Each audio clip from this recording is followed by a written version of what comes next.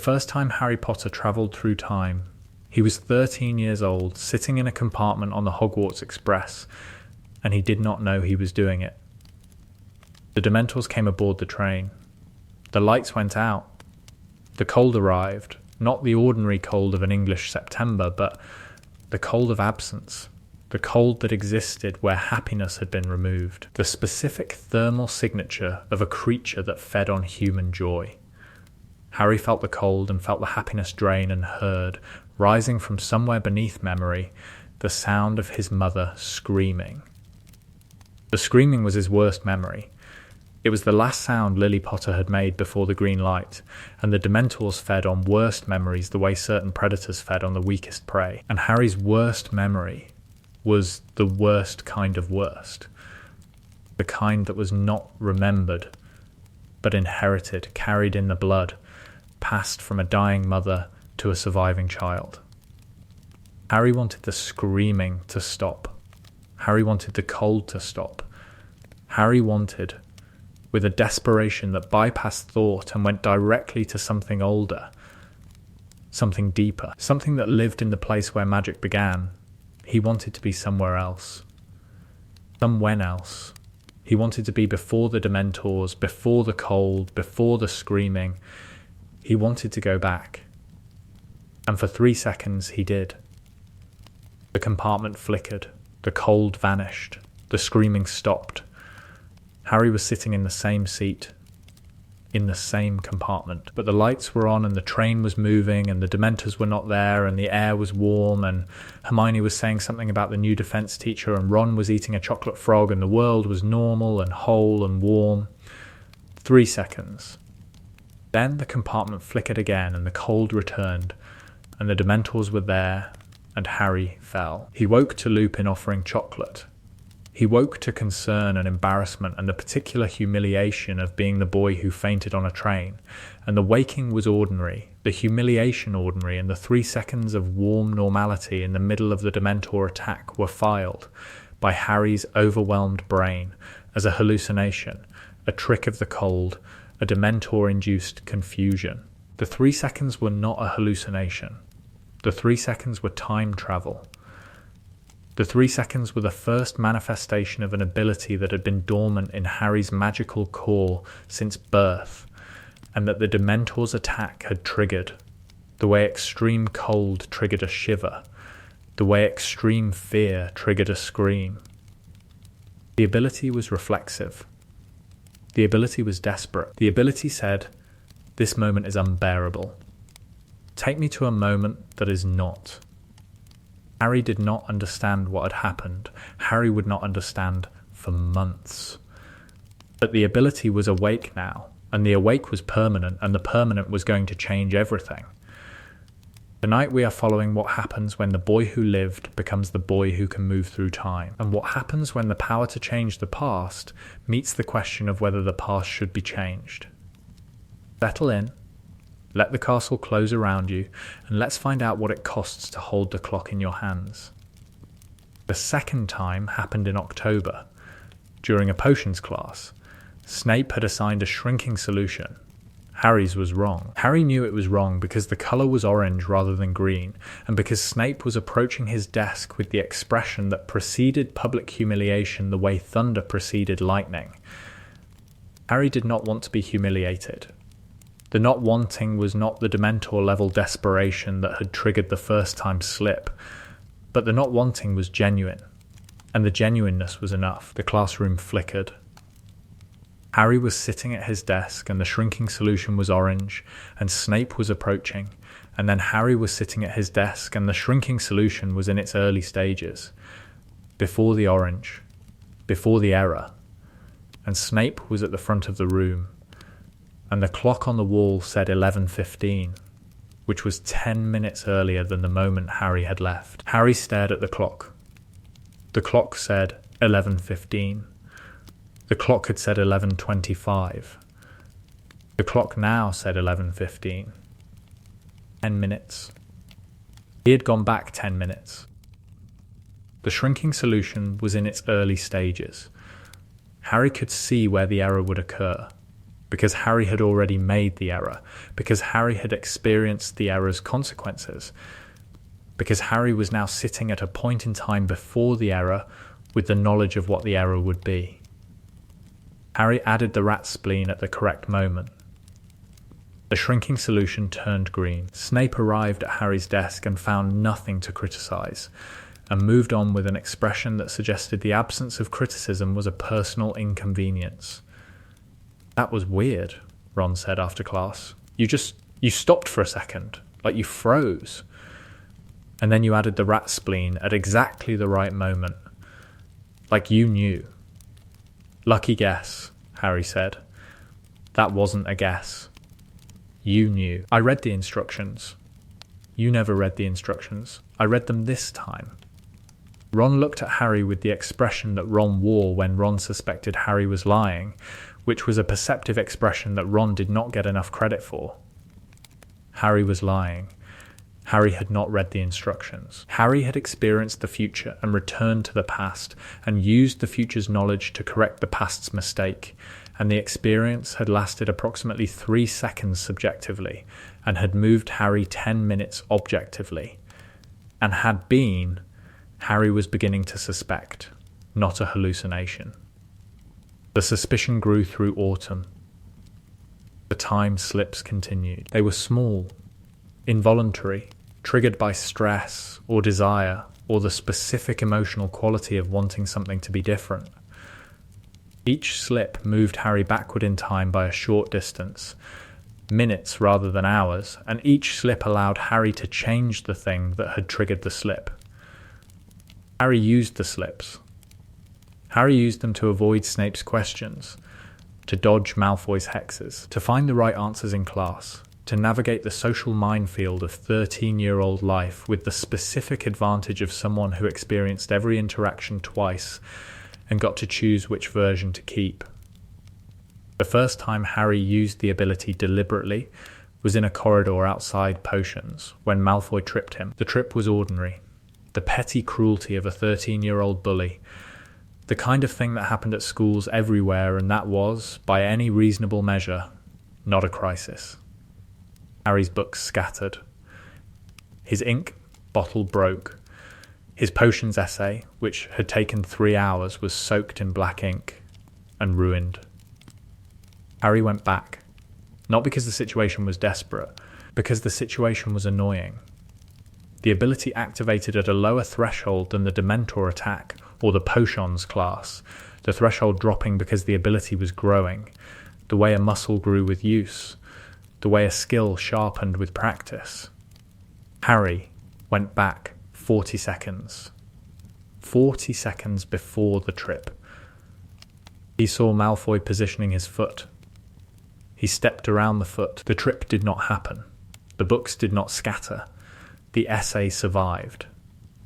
Preventing the trip was satisfying. The satisfaction was where the problem began. The satisfaction was the specific pleasure of having power over an annoyance, the pleasure of revising the imperfect into the perfect, of editing reality the way you edited a homework essay, cutting the mistakes and keeping the clean copy. The pleasure was small but addictive, and the addiction was structural. If you could prevent the tripping, you could prevent the sarcasm. If you could prevent the sarcasm, you could prevent the argument. If you could prevent the argument, you could prevent the friendship damage.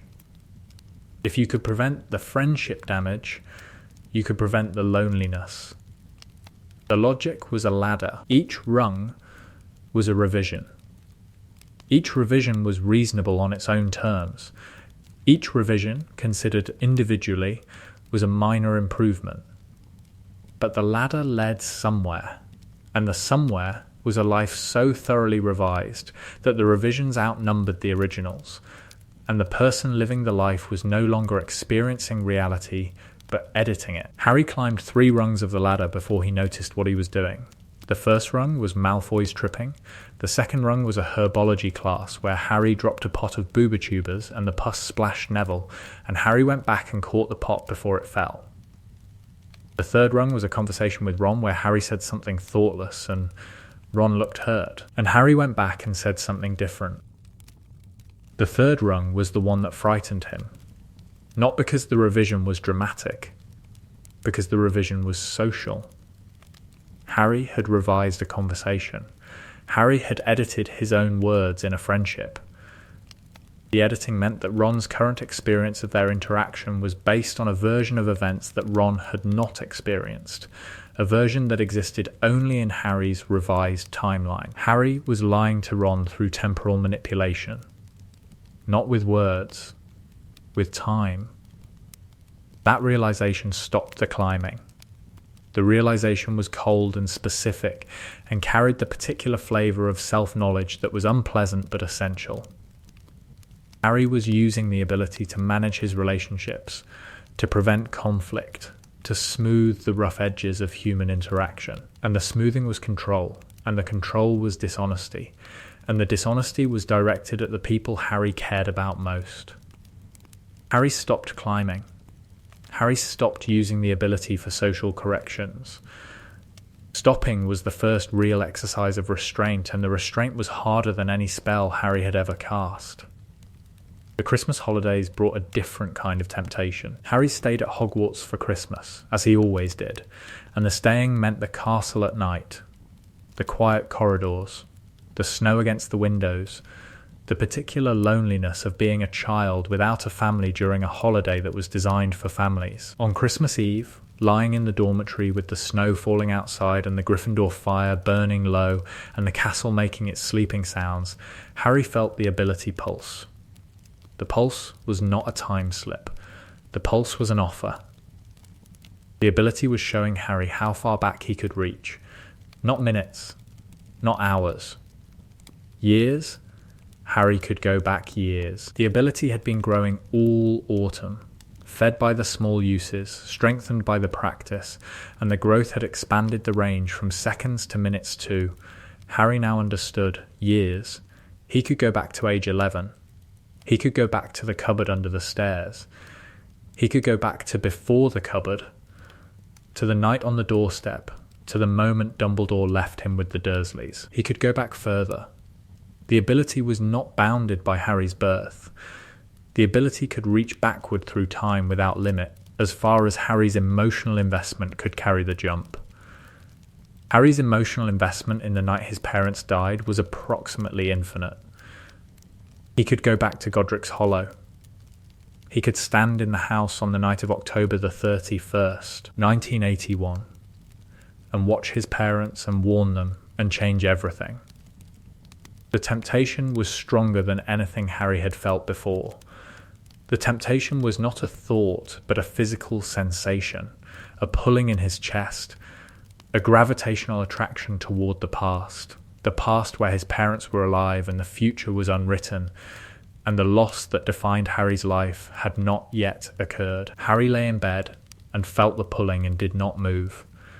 He did not move because of something Hermione had said in November, something about the 7 naturals, something that had lodged in Harry's memory and that surfaced now, in the dark, in the pulling. The 7 naturals all started with the same temptation, Hermione had said, the temptation to go back to the moment that defined their grief, the moment of the loss. The naturals who acted on the temptation were the ones who diffused fastest. The temptation was the threshold. Crossing the threshold was the beginning of the end, the moment of the loss. For Harry, the moment of the loss was October the 31st, 1981.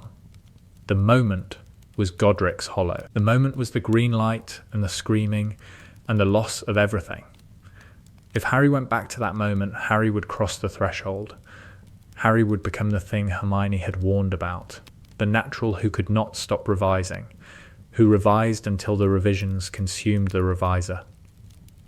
Harry did not go back. Harry lay in bed on Christmas Eve and felt the pulling and let the pulling exist without acting on it, the way Lupin had taught him to let the Patronus memory exist without retreating into it. The pull was real.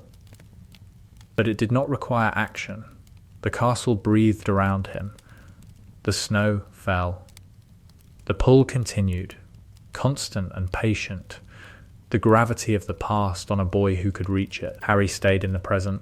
Staying was the gift he gave himself for Christmas.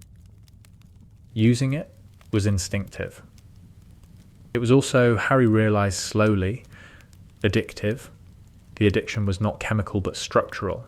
The addiction of a person who had discovered that reality was revisable, that the present was not fixed, that the bad moment could be replaced by a better one, and the better one could be the one that counted. The addiction said, why accept the first version when the second version is available? The question was seductive. The question was also, Harry would learn, dangerous, Hermione noticed in November. Hermione noticed because Hermione noticed everything. And because the thing Hermione noticed was temporal, and Hermione had spent the entire autumn wearing a time turner around her neck, and was therefore unusually attuned to the signatures of time manipulation. Harry, Hermione said, in the library, on a Tuesday, while the rain beat against the tall windows and the air smelled like old paper and the particular mustiness of the restricted section. Something is happening with time around you. What do you mean? I mean that the temporal field around you is, I can feel it, it's unstable. The time turner is sensitive to temporal fluctuations, and when I'm near you, the turner vibrates. It vibrates the way it vibrates when time has been recently altered. Maybe it's your turner causing the vibrations. The turner causes vibrations when it's used. I'm not using it near you. The vibrations are coming from you. From me. From you. Harry, have you been experiencing anything unusual? Moments of disorientation? Feelings of repetition? Moments where you seem to know what's going to happen before it happens? Harry looked at Hermione. At the girl who was carrying a time manipulation device around her neck, and who was asking, with the analytical precision that was Hermione's particular gift, whether Harry was manipulating time without a device. Define unusual, Harry said. Define it yourself. Have you, or have you not been experiencing temporal anomalies? I don't know what temporal anomalies feel like. They feel like going backwards. They feel like living a moment twice. They feel like knowing the future because you've already been there. Harry was quiet for a long time. The library was quiet around them. The rain continued. A portrait of a medieval scholar snored softly on the wall. Yes, Harry said. Yes, since the Dementors. On the train. I went back. 3 seconds. And then in potions. 10 minutes. And then, small ones, lots of small ones, all autumn. Going back. Fixing things. Knowing what's coming because I've already been there. Hermione's face went through several expressions in rapid succession. The intellectual equivalent of a sprinter going through gears, surprise, curiosity, excitement, concern, and finally the specific Hermione expression that meant she was calculating the implications faster than she could articulate them. You're a natural temporal manipulator, Hermione said. A what? A natural. Someone who can manipulate time without a device. They're in the literature. They're rare. The Ministry's Department of Mysteries has documented approximately 7 in the last 500 years. The documentation is classified. I read about it in a book that Professor Vector lent me that was not, strictly speaking, supposed to leave her office. You read a classified book about time travellers. I read a restricted access academic text about temporal anomalies in magical populations. The classification is administrative, not security related. You read a classified book. The book is not the point. The point is that you are a natural temporal manipulator, and natural temporal manipulators are, Harry, they're dangerous. Not to other people, to themselves. The ability is powerful and addictive, and historically, the 7 documented naturals all, Harry, they all destroyed themselves. Destroyed themselves how? Through overuse. Through the compulsion to revise every mistake, correct every failure, prevent every loss. The ability creates a feedback loop. You experience something bad. You go back and change it. The change produces a different outcome. The different outcome produces its own problems. You go back and change those. The changing accelerates. The acceleration destabilizes the timeline. The destabilization destabilizes you. Destabilizes me how? Mentally. Physically, temporally, the documented naturals experienced progressive detachment from linear time. They stopped being able to distinguish between the version of events they had lived and the version they had revised. They lost the ability to identify the present. They became, in the literature's term, temporally diffuse, spread across multiple timelines, unable to converge, unable to exist in one moment, spread across all the moments they had visited. The spreading was, in every documented case, irreversible. The library was very quiet. The rain had stopped. The medieval scholar's portrait had woken up and was pretending to read. Though I have an ability that will destroy me if I use it, Harry said. You have an ability that will destroy you if you overuse it. The distinction is critical. The time turner is the same magic, mechanized, controlled, limited. The time turner allows controlled temporal manipulation. Your ability allows uncontrolled temporal manipulation. The difference is the control. Then, I need to learn control. You need to learn control, and you need to learn it quickly, because the ability is growing. I can feel it growing. The temporal field around you is stronger now than it was in September. How do I learn control? I don't know. The literature doesn't describe training methods because the documented naturals all failed. There's no successful case study. There's no curriculum. There's no textbook. There's no textbook, Harry repeated. That must be killing you. It is, in fact, killing me. The absence of a textbook is personally distressing. Harry laughed. In the library, in November, with the knowledge that he possessed a power that had destroyed everyone who had ever possessed it, Harry laughed, because the laughing was the alternative to panicking, and panicking was not going to help. It was also the last moment of simplicity. After the laughing, everything became complicated, because Harry told Dumbledore, and Dumbledore told Harry something that changed the nature of the ability entirely. Dumbledore listened to Harry's account without interrupting. The office was warm. The fire burned. Fawkes sat on his perch, watching Harry with eyes that seemed, as always, to see more than a bird should see. When Harry finished, Dumbledore was quiet for a long time. The silver instruments on their tables clicked and whirred. The portraits of former headmasters pretended to sleep. Harry, Dumbledore said, I need to tell you something about your mother. My mother.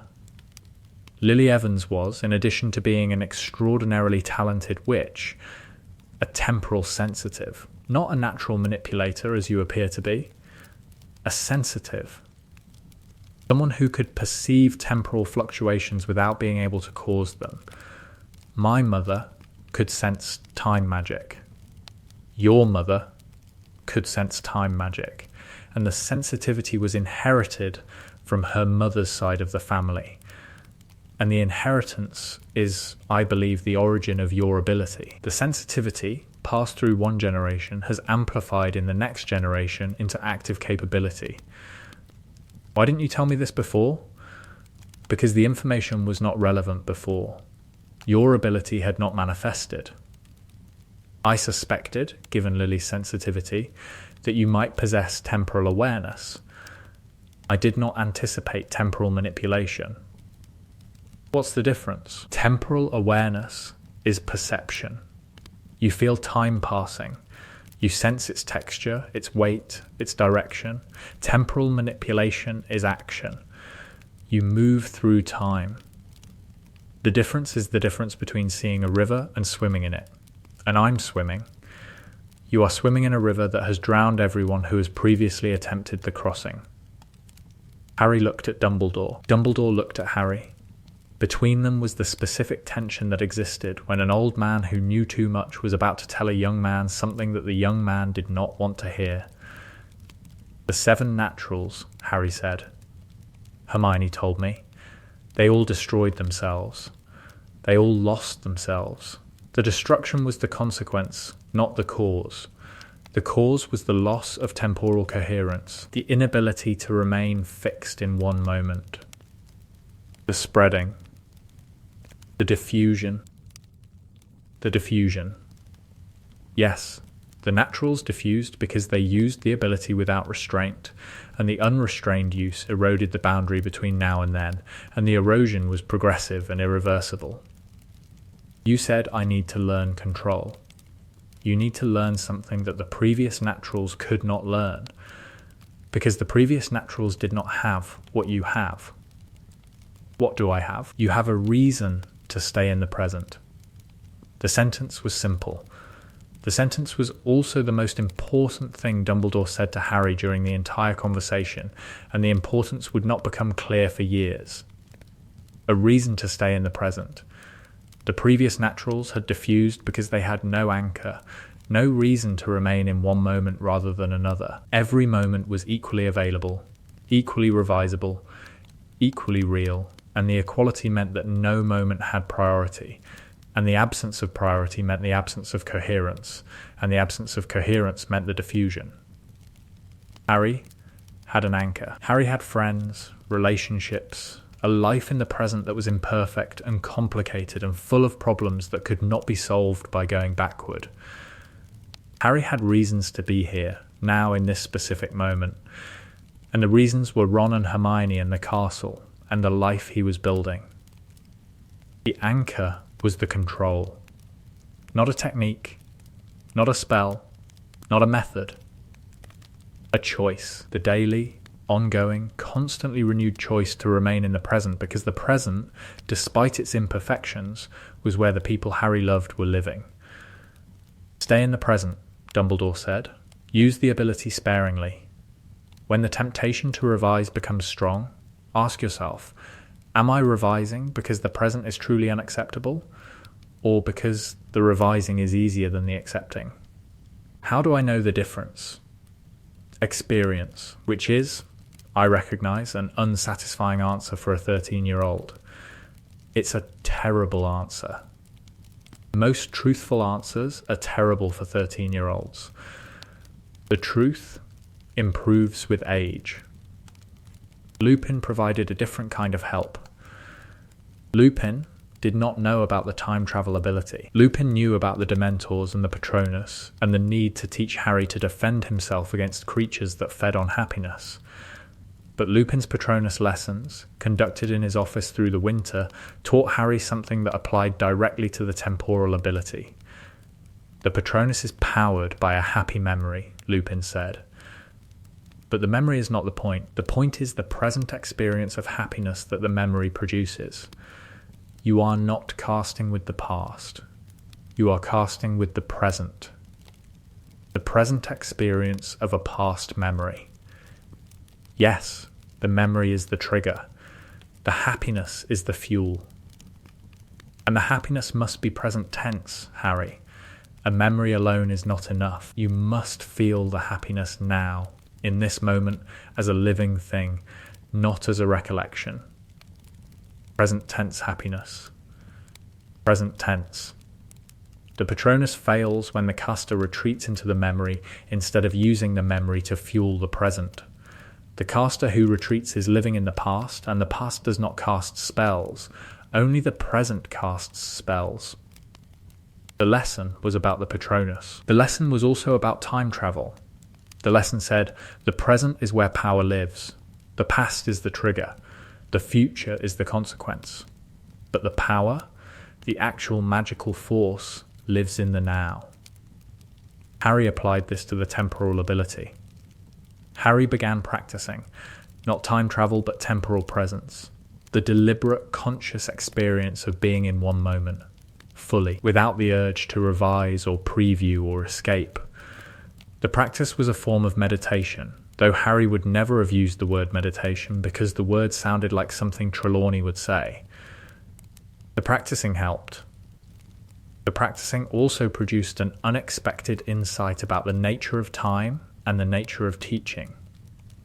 Harry was teaching the Dar. Harry was standing in the room of requirement showing students how to cast defensive spells, and the teaching produced an experience that Harry recognized from the Patronus lessons with Lupin, the experience of present tense engagement, the specific quality of being fully in the moment because the moment contained something that required full attention. Teaching required presence. Teaching required the teacher to be here in this moment with this student responding to this specific difficulty. Teaching could not be revised because teaching was immediate. The response to the student's need arriving in real time, the adaptation happening now, the adjustment made on the fly. Teaching was the opposite of time travel. It was the practice of radical presence, the commitment to the current moment, the refusal to revise or preview or shortcut. Teaching said, "This student needs me now." Not in the revised version, not in the previewed version. Now, Harry became a better teacher because of the ability. Not because the ability helped him teach, but because resisting the ability taught him what presence meant. Every session was an exercise in remaining in the moment, in responding to Neville's struggling shield charm without going back to preview the struggle, in addressing Luna's unconventional wand technique without previewing the result. "You're good at this," Hermione told him after a session in January. The teaching. "You're patient." "I'm not patient, I'm practiced." Practiced at what? At being here. Just here. Without going anywhere else. Hermione looked at him with the expression that Hermione wore when she understood something about Harry that Harry had not explicitly stated. The expression was warm and slightly sad, because the understanding included the knowledge that Harry's patience was not natural temperament, but hard-won discipline. The discipline of a person who had to choose, every moment, not to leave the present. "The ability is making you better at everything except the ability," Hermione said. "That's approximately correct. The restraint is the training. The training produces what? Presence? Attention? The capacity to be completely engaged in what's happening right now? The capacity to be here. Just here, without the escape hatch. That's, Harry, that's a form of enlightenment. Don't call it enlightenment. Enlightenment sounds like something Trelawney would say. Trelawney would call it attunement to the temporal vibrations of the present moment. Please never say that again. I'm noting the accuracy of the phrasing, not endorsing the vocabulary. Noted. Never again. Neville approached Harry after a DAR session in February with the specific Neville quality of apologetic determination. "I keep getting the shield charm wrong," Neville said. "The shield flickers. It doesn't hold. Show me." Neville cast. The shield appeared, shimmered, collapsed. The collapse was the same collapse Harry had seen in the previous 3 sessions, the same weakness in the same place. Harry could have gone back to the first session and watched Neville's technique from the beginning, identifying the flaw through temporal observation. The temptation was academic rather than desperate, the gentle pull of efficiency rather than the violent pull of crisis. Harry stayed in the present.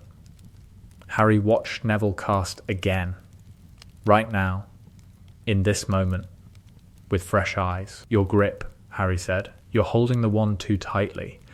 The shield charm needs a relaxed grip because the shield extends from the wand's tip, and a tight grip restricts the extension.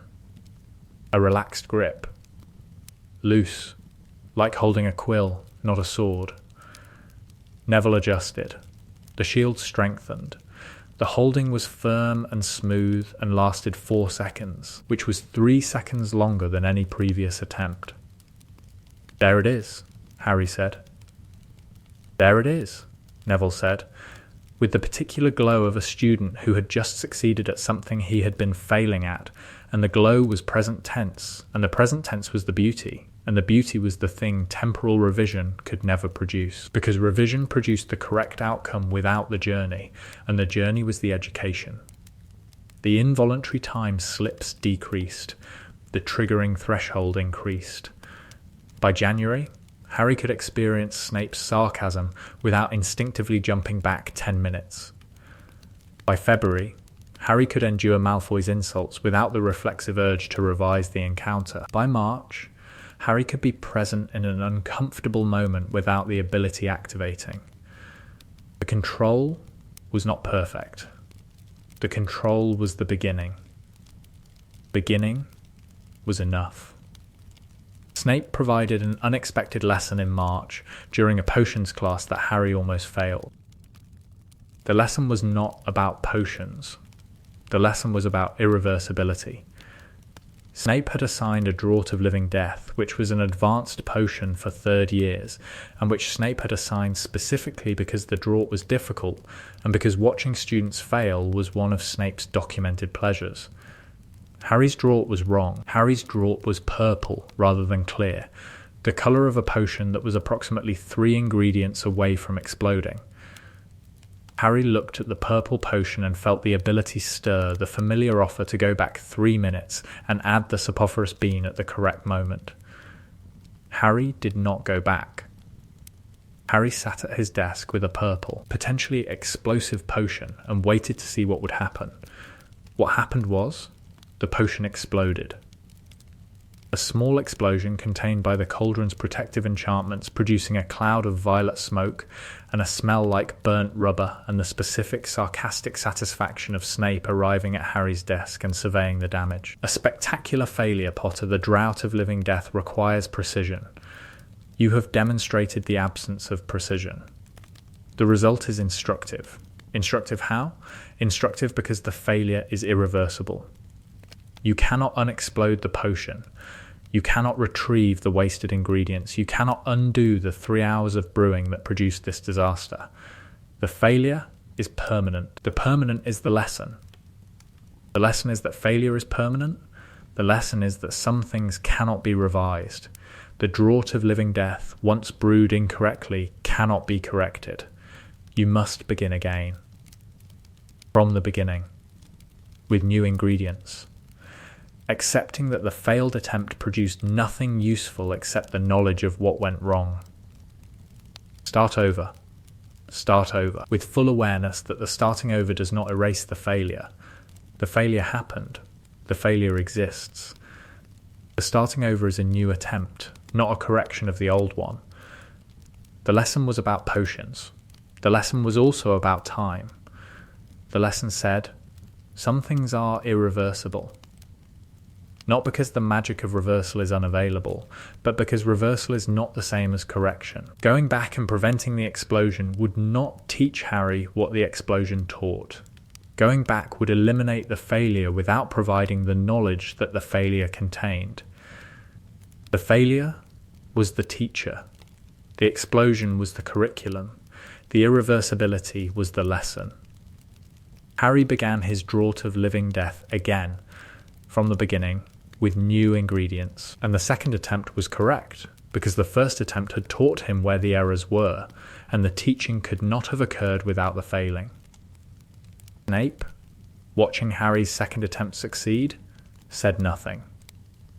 Snape's silence was, Harry suspected, the closest Snape came to approval.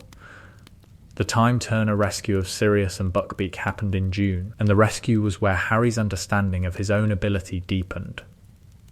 Hermione used the time-turner. Harry participated. They went back 3 hours and relived the evening from a different perspective, saving Buckbeak and freeing Sirius. The experience was Harry's first extended time travel, and the experience confirmed something Harry had suspected.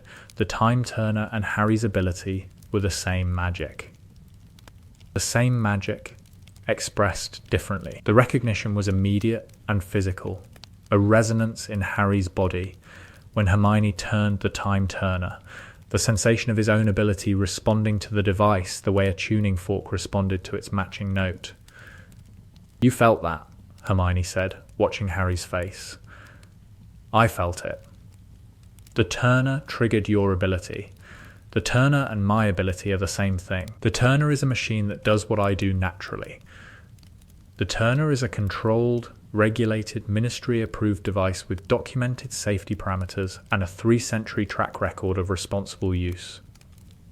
Your ability is an uncontrolled, undocumented natural phenomenon with a 0% survival rate among previous practitioners.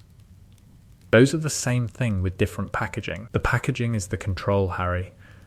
The packaging is what makes the turner safe, and your ability dangerous. Hermione was right, and the rightness illuminated something about the relationship between Harry's ability and the magical world's infrastructure. The Time Turner was Covenant Magic's institutional cousin, the same fundamental magic, domesticated, packaged, made safe through mechanical limitation. The Time Turner could go back hours, not years. The Time Turner created closed loops, not open ones. The Time Turner had rules, enforced by the device's construction, that prevented the kind of catastrophic overuse that destroyed the 7 naturals. Harry's ability had no such rules. Harry's ability was the raw magic, unpackaged, unlimited, capable of reaching backward without boundary.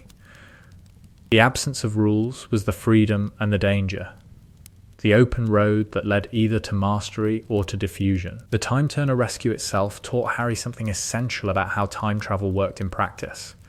Harry and Hermione went back 3 hours. They hid in the forest while their past selves experienced the evening's events for the first time. They watched themselves, from a distance, moving through the timeline's first version, and watching was the education. "We can't change anything we've already seen happen," Hermione said. "The Time Turner creates a closed loop. What happened, happened. We can only add things that are consistent with what already happened. Consistent. If we already saw something happen in a particular way, we can't change it. We can only cause the things that we thought were happening for other reasons. We're the other reasons. We're always the other reasons. The second version isn't changing the first version. The second version is completing the first version. Completing, the first time through, you saw a Patronus across the lake that saved you and Sirius. The second time through, you ARE the Patronus across the lake. You're not changing what happened. You're being the thing that already happened." The closed loop was the Time Turner's safety mechanism.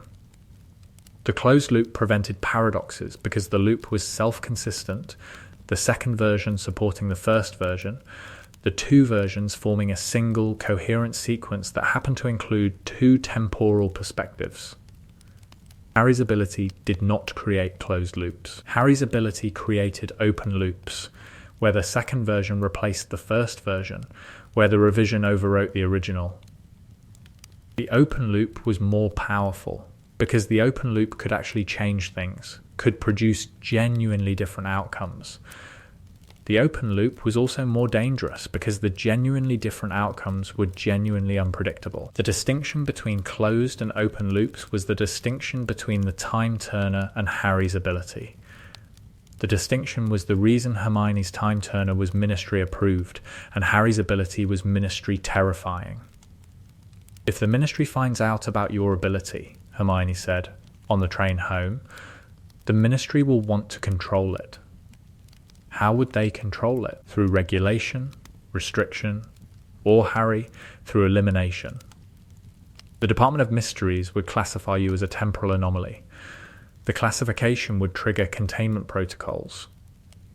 The containment protocols would involve, at minimum, lifelong monitoring, and at maximum, obliviation of the ability's knowledge and magical suppression of the ability itself. They'd suppress my ability. They'd try. The literature suggests suppression is possible through sustained exposure to temporal dampening fields, which the Department of Mysteries maintains for exactly this purpose. The Department of Mysteries has temporal dampening fields. The Department of Mysteries has everything. The Department of Mysteries is where the Ministry keeps the things the Ministry doesn't want to exist, like time turners, like the research that produced time turners. The Time Turner is the domesticated version. The Department of Mysteries also contains the wild version.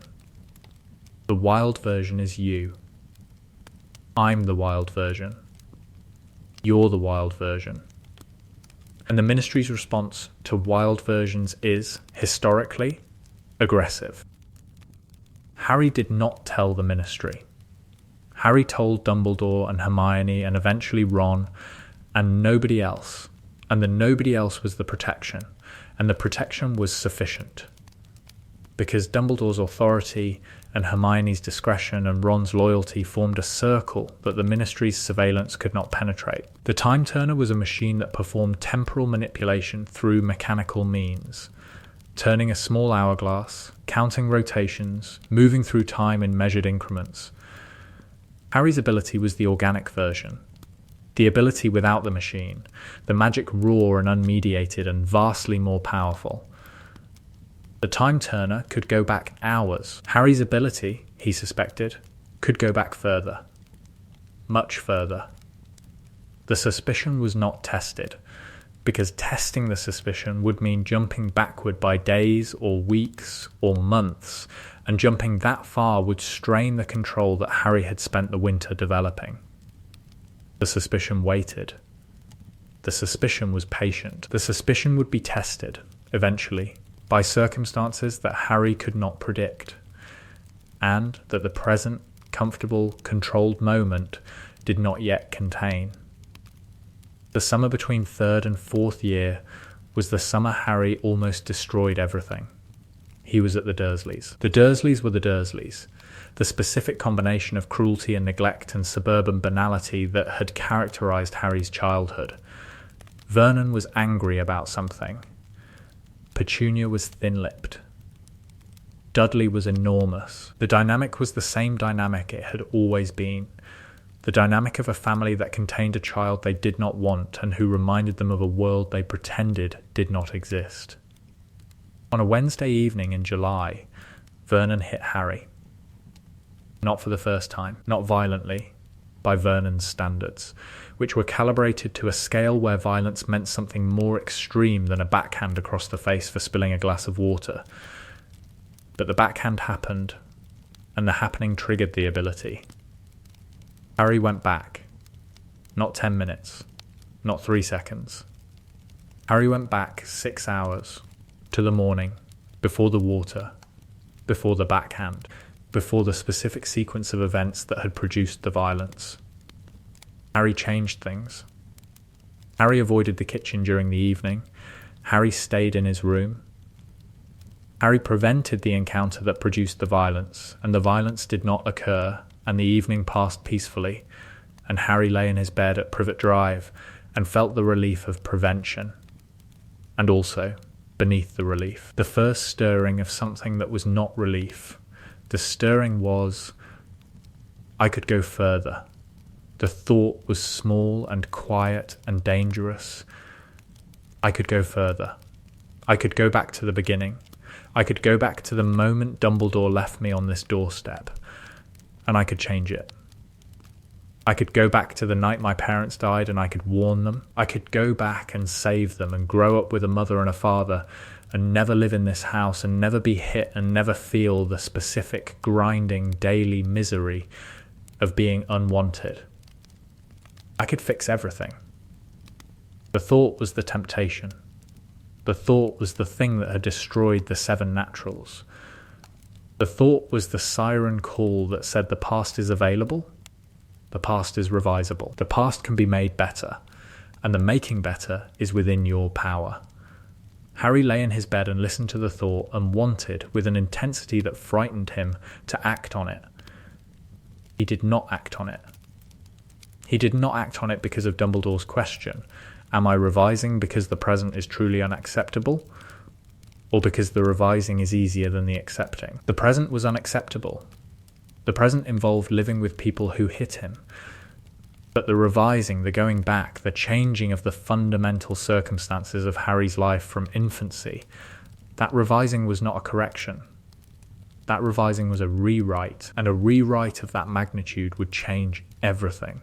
Not just the violence, but the friendships and the magic and the years at Hogwarts and the specific, irreplaceable combination of experiences that had made Harry who he was. Harry did not want to stop being who he was. Harry wanted to stop being hit.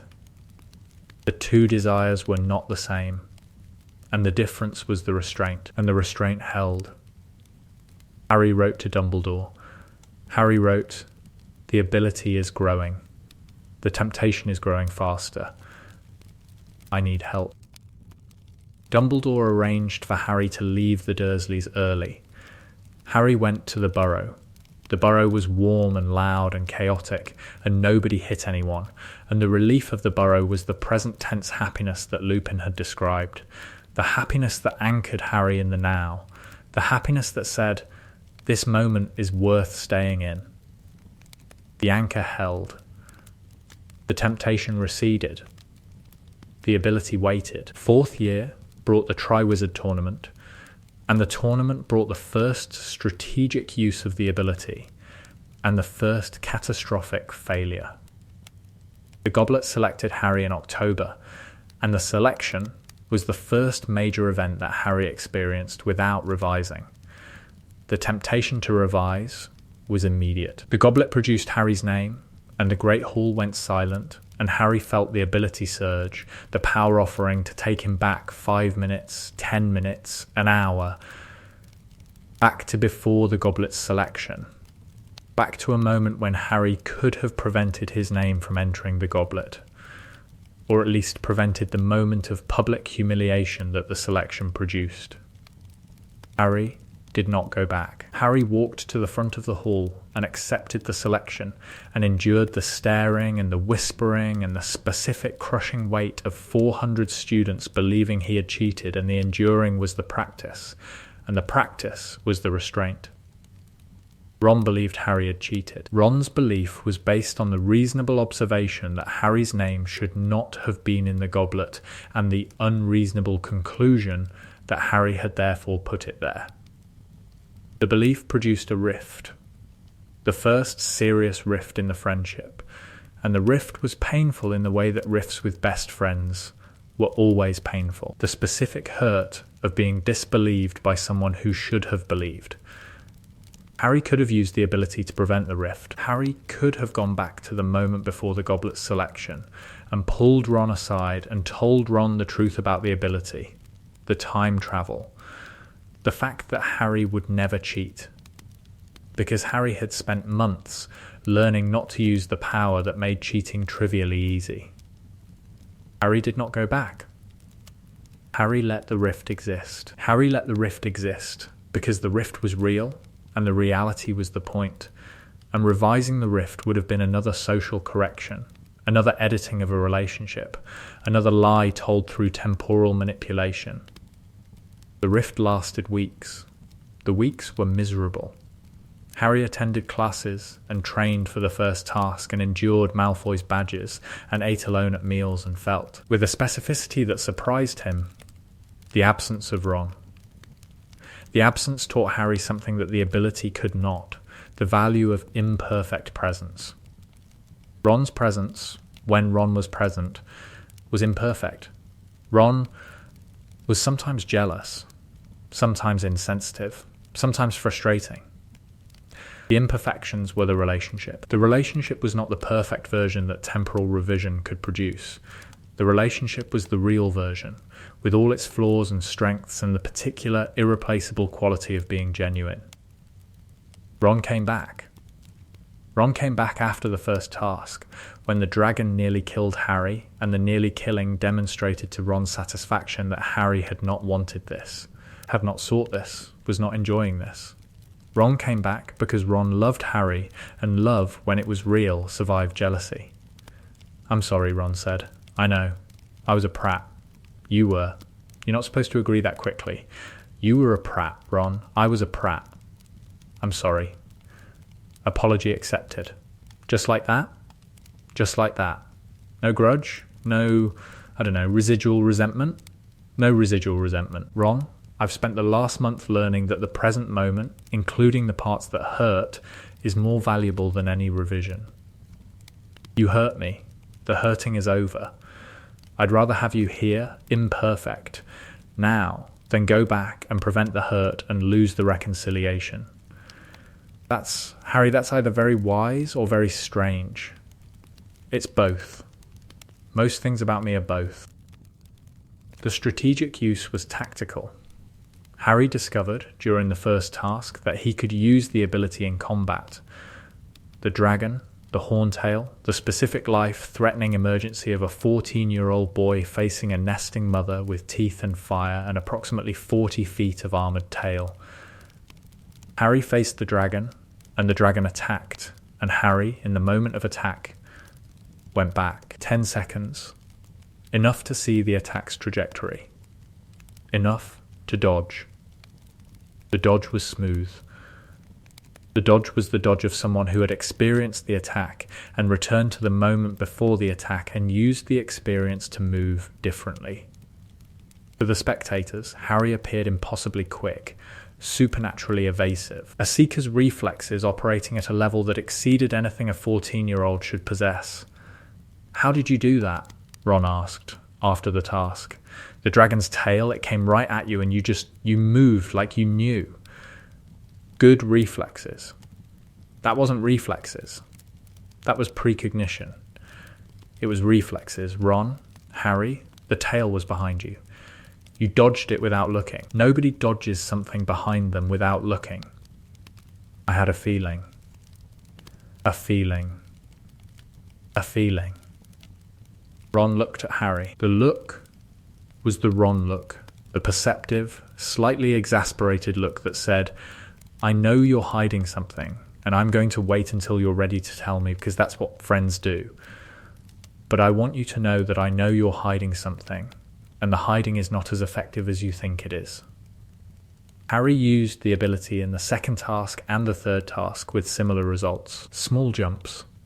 Seconds, not minutes. Enough to anticipate the challenge, to preview the obstacle, to move through the tasks with a smoothness that was, to the casual observer, exceptionally talented, and to the careful observer, suspicious. Mad-Eye Moody was a careful observer. Except Mad-Eye Moody was not Mad-Eye Moody. Mad-Eye Moody was Barty Crouch Jr., and Crouch was careful for different reasons. "You've got something, Potter," Crouch, as Moody said, after the second task, in his office, with the trunk that contained the real Moody, and the flask that contained the polyjuice, and the specific predatory interest of a man who was evaluating a tool's potential usefulness to his master. Something extra. Something I can't identify. I'm just lucky. You're not lucky. Luck doesn't produce the reaction times I observed during the first task. Luck doesn't produce the navigational precision I observed in the lake. You have a capability that you're hiding. And the hiding is, I would suggest, wise. Why wise? Because capabilities attract attention. And attention, from certain parties, is dangerous. The warning was sincere despite its source. Crouch was warning Harry because Crouch needed Harry to reach the Porky Cup in the maze, and a Harry who attracted too much attention before the maze might be investigated, and investigation might prevent the plan. Harry did not understand the warning's context. Harry understood the warning's content, hide the ability. The understanding was correct, the context irrelevant. The maze. The cup, the portkey. The graveyard. Harry and Cedric touched the cup simultaneously, and the cup transported them to a graveyard in Little Hangleton, and Peter Pettigrew was there, and Voldemort was there, and the words "kill the spare" were spoken, and Cedric Diggory died. Harry watched Cedric die. Harry watched the green light hit Cedric's chest, and Cedric's body fall, and the fall was permanent. The first real death Harry had witnessed, and the witnessing triggered the ability with an intensity that exceeded every previous activation. Harry went back. Not seconds. Not minutes. Harry went back to the moment before the portkey, the moment before the cup, the moment in the maze when Harry and Cedric were standing in the clearing with the cup gleaming between them. "Don't touch it," Harry. "What?" "The cup. Don't touch it. It's a trap. It's a portkey. It takes us to a graveyard. There's a man there who will kill you." Cedric stared at Harry. Cedric's face, illuminated by the cup's glow, showed confusion and concern and the specific expression of a person who was being told something impossible by someone they had no reason to distrust. "How do you know that?" Cedric asked. "Because it already happened. Because I watched you die. Because I went back to stop it. You went back." "I can travel through time, Cedric. I don't have time to explain. The cup is a portkey. Don't touch it." Cedric did not touch the cup. Harry did not touch the cup.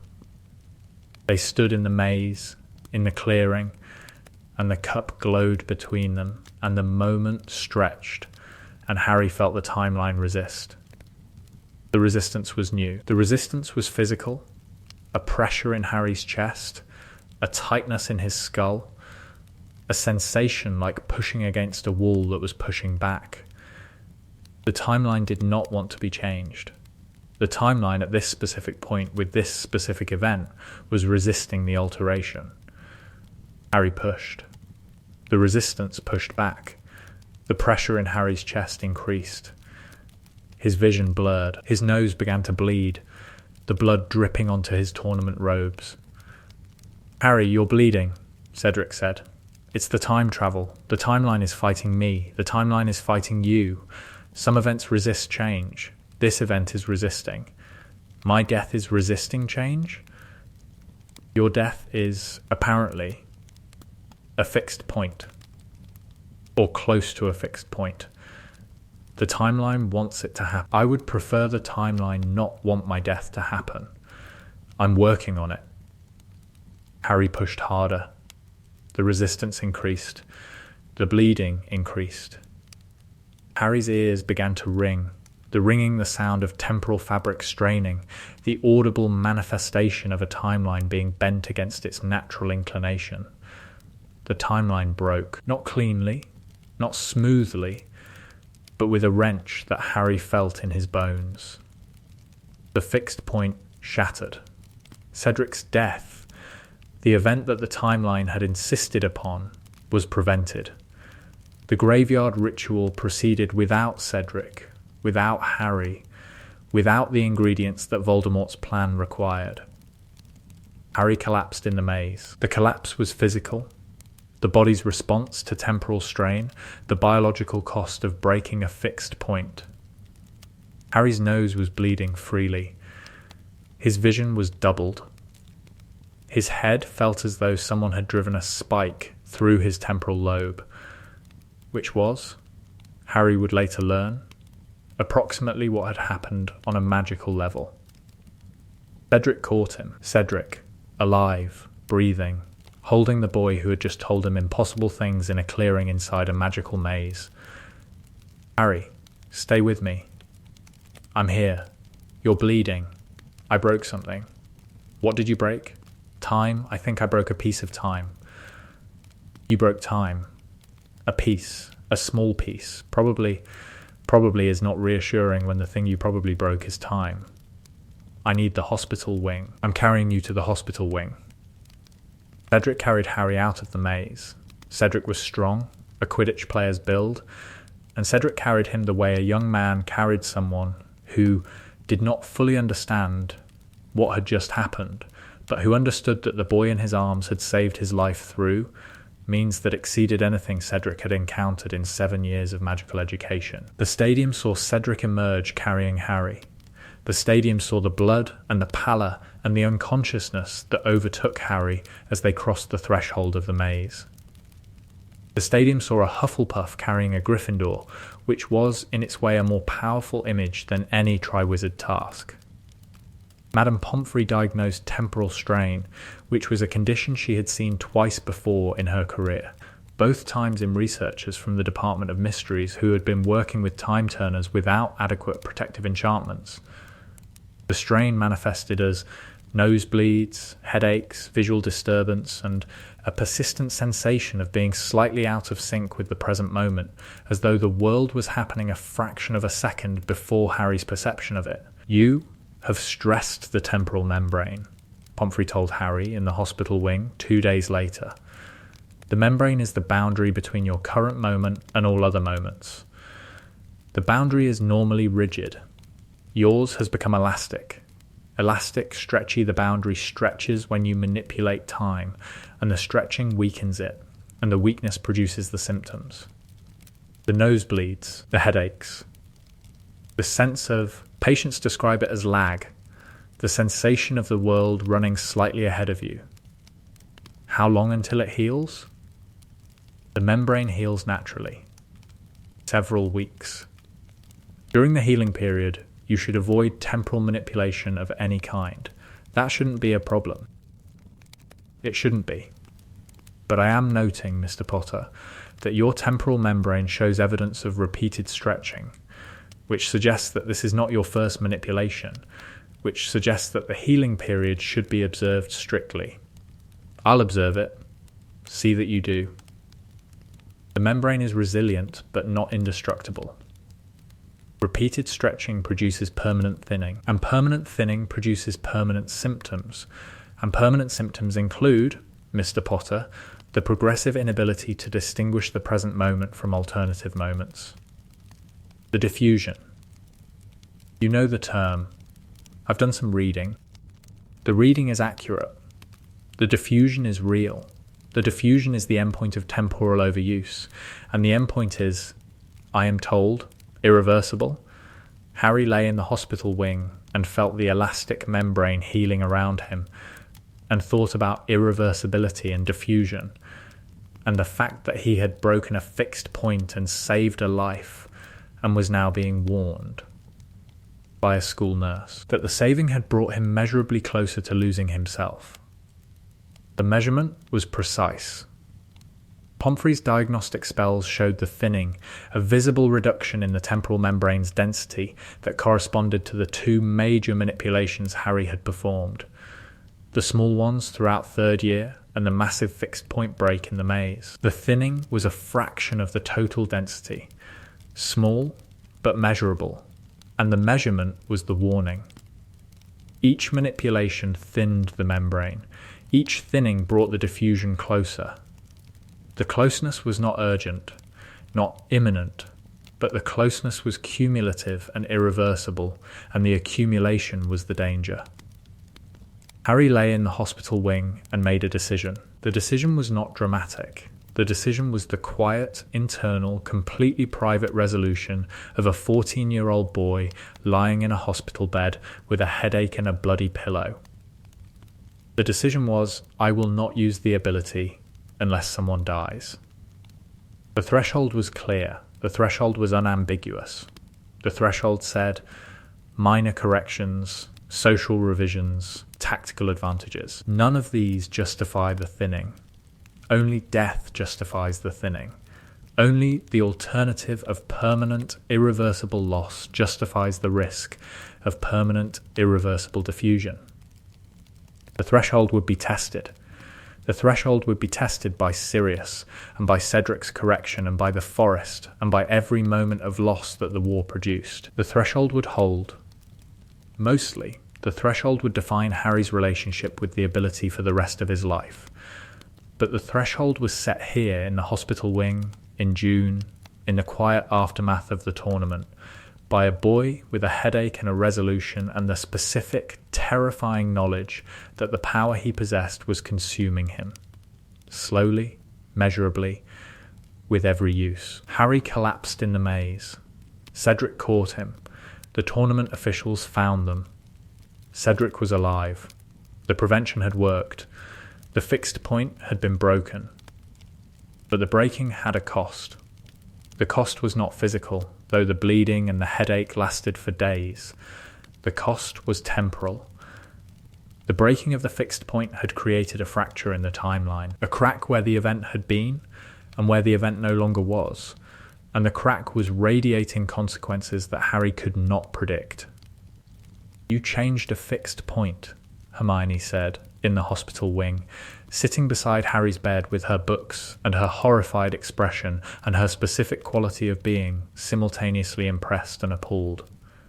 Harry, fixed points exist for a reason. They're the load-bearing moments of the timeline. They're the events that other events depend on. Changing a fixed point is like removing a beam from a building.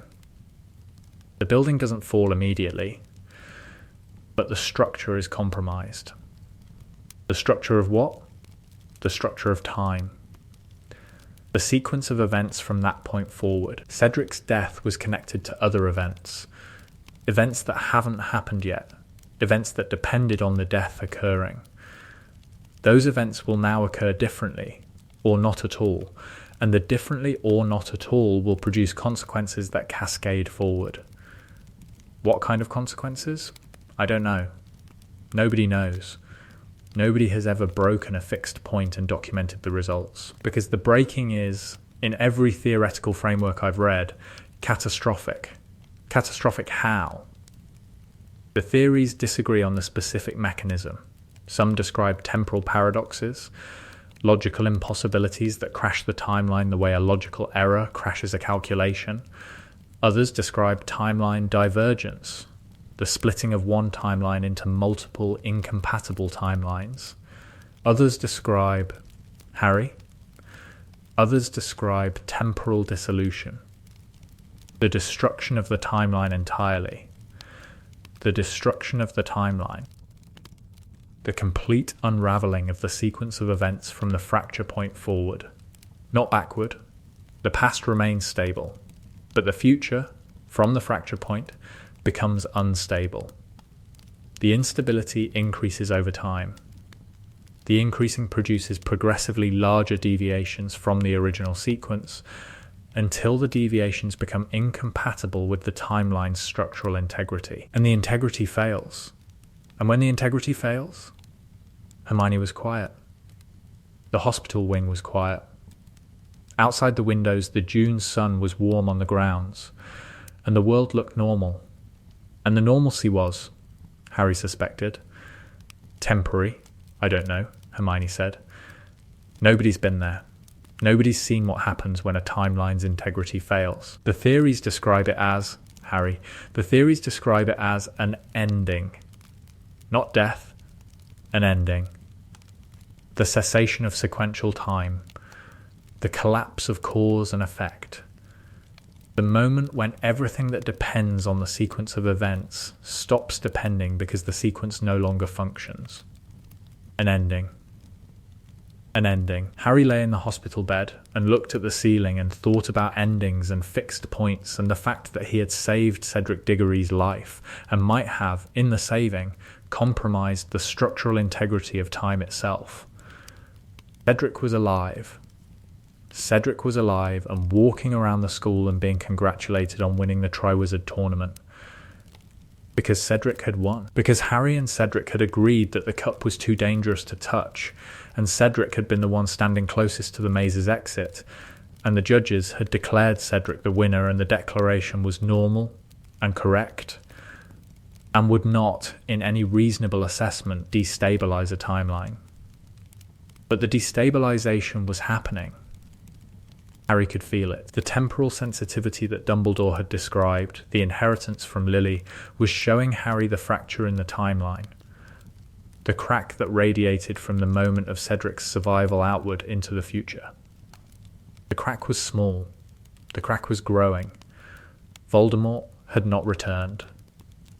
Without Harry's blood, without the graveyard ritual, Voldemort remained a wraith, incorporeal, powerless. The prevention of Cedric's death had also prevented Voldemort's resurrection, and the prevention was, by any immediate measure, a success.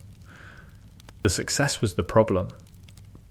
The success meant that the events of fourth year had deviated significantly from the timeline's intended sequence, and the deviation was producing the cascading consequences that Hermione had described. Voldemort was supposed to return, Dumbledore told Harry in the headmaster's office in July.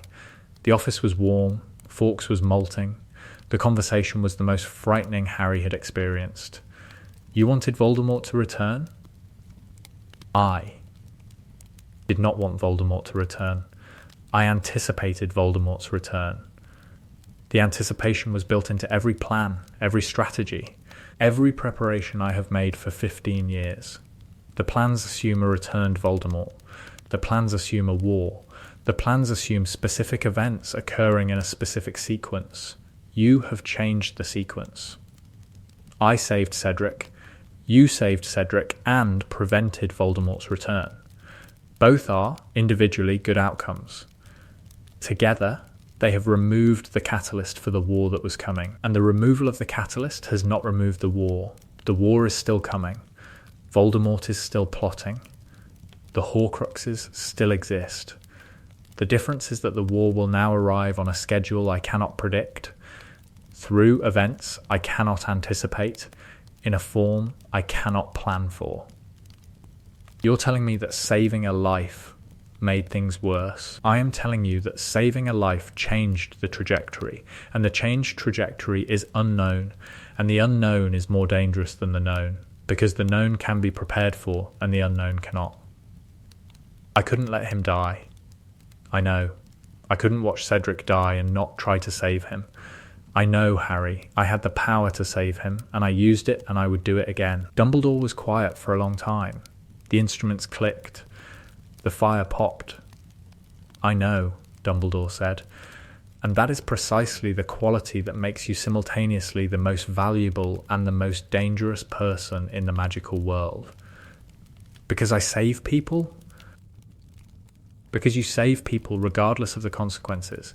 And the consequences of saving people through temporal manipulation are, Harry, potentially catastrophic. Hermione said the timeline's integrity could fail. Hermione is correct. The timeline's integrity is, at this moment, compromised. The fracture from Cedric's survival is small, but growing. The growing will accelerate as the deviated events accumulate. At some point, the accumulation will exceed the timeline's capacity to absorb deviation, and the capacity's failure will produce consequences that I cannot predict. Can the fracture be repaired? Not by going back and allowing Cedric to die, if that is what you are considering. That is not what I'm considering. Good? Because going back and re-establishing the fixed point would require you to watch Cedric die again and choose not to save him, and that choice would damage you in ways that temporal mechanics cannot repair. Then how do I fix the fracture? You do not fix the fracture. You live forward. You accept the changed timeline and navigate it with the understanding that the future is now uncharted. You resist the temptation to use the ability to navigate the uncharted future, because every use widens the fracture. Every use. Every use. Every temporal manipulation from this point forward increases the strain on the timeline's integrity. The strain is cumulative. The cumulation is dangerous. The danger is existential. Existential, the stakes are no longer personal. The stakes are no longer even political. The stakes are the continued existence of sequential time. Harry looked at Dumbledore, at the old man who was telling him, with the calm directness that was Dumbledore's particular form of kindness, that Harry's power was a threat to the fabric of reality. I should stop using the ability, Harry said. You should use the ability only when the alternative is worse than the strain. Worse than the strain on reality. Yes, how often is the alternative worse than the strain on reality? Dumbledore smiled. The smile was thin and humorless and conveyed the specific Dumbledore quality of finding devastating truths faintly amusing. Rarely, Dumbledore said. Almost never. Perhaps once. 5th year was the year Harry learned the difference between restraint and abstinence, and the difference nearly killed Sirius. The fracture from Cedric's survival was growing. Harry could feel it, a constant background sensation like tinnitus but temporal, the low hum of a timeline under strain. The hum was present when Harry woke, and present when Harry slept, and present during every class and every meal and every conversation, a reminder that the fabric of sequential time was damaged, and that the damage was Harry's doing. The hum kept Harry cautious. The caution was appropriate, but it was also, Harry discovered, paralyzing, the caution said, Do not use the ability. Every use widens the fracture. Every manipulation strains the timeline. The strain is cumulative, and the cumulation is catastrophic. The caution kept Harry from using the ability during Umbridge's reign, and the not using produced something unexpected, growth that could not have occurred through revision. The specific growth happened during the blood quill detention. Harry sat in Umbridge's office. The quill carved into his hand. The words appeared on his skin, red and raw. I must not tell lies. The pain was steady, the specific pain of a sharp point cutting flesh, and the pain triggered the ability's offer, the constant, whispered suggestion to go back and prevent this. Harry stayed. Harry sat in the pink office with the kitten plates and the doilies and the particular atmosphere of sanitized cruelty, and let the quill cut and let the words appear and did not go back. The staying produced something that going back would have prevented, the knowledge of what Umbridge was. Not the abstract knowledge that Umbridge was cruel, which Harry had possessed before the detention. The specific, embodied, physically experienced knowledge that the Ministry was willing to hurt children to maintain its narrative. That institutional power was not merely frustrating, but actively dangerous. That the systems Harry had been taught to trust were capable of the same cruelty as the dark wizards the systems claimed to oppose. The knowledge was the growth. The growth could not have occurred without the pain. The pain was not the purpose. The pain was the vehicle, the thing that carried the knowledge from abstract to specific, from theoretical to physical, from something Harry believed to something Harry knew. If Harry had gone back and prevented the detention, Harry would have avoided the pain and also avoided the knowledge. Harry would have remained in the comfortable belief that the Ministry was misguided but not dangerous, that institutional cruelty was an abstraction rather than a reality, that the systems were imperfect but not hostile. The blood quill taught Harry that the systems were hostile. The lesson was painful and essential and could not have been delivered through revision. After the detention, Harry went to the common room. His hand was bleeding. Ron was waiting. "Let me see," Ron said. Harry showed his hand. The words were carved into the skin, red and raw. I must not tell lies. "You could have stopped this," Ron said. The statement was quiet and factual and directed at the ability that Ron now knew about. "I could have. You chose not to. I chose not to. Why? Because the pain taught me something. The going back would have prevented the teaching. What did the pain teach you? That the Ministry is willing to hurt children. That the systems are not on our side. That the authority we've been told to trust is the authority that's carving words into my hand. You needed the blood quill to learn that. I needed the blood quill to know it. Knowing is different from believing. Believing is intellectual. Knowing is physical. The blood quill made the knowing physical. Harry, I understand the logic. And I respect the logic. And the logic is insane. The logic is the only thing keeping me from going back and turning Umbridge into a toad. You can't turn Umbridge into a toad through time travel. I could go back and prevent her appointment. Can you do that? Probably, if I went back far enough. Change the right things. Then why don't you? Because preventing Umbridge would change everything that follows. The DAR wouldn't form. The training wouldn't happen. The skills the students are learning, the community they're building, the specific experience of resisting unjust authority together, none of that would happen. You're saying Umbridge is useful. I'm saying the resistance to Umbridge is essential. The resistance is producing something that comfort would not produce. Readiness. The students who resist Umbridge will be the students who resist Voldemort. The resistance is the training. The cruelty is the training. The response to the cruelty is the training. The cruelty is the cruelty.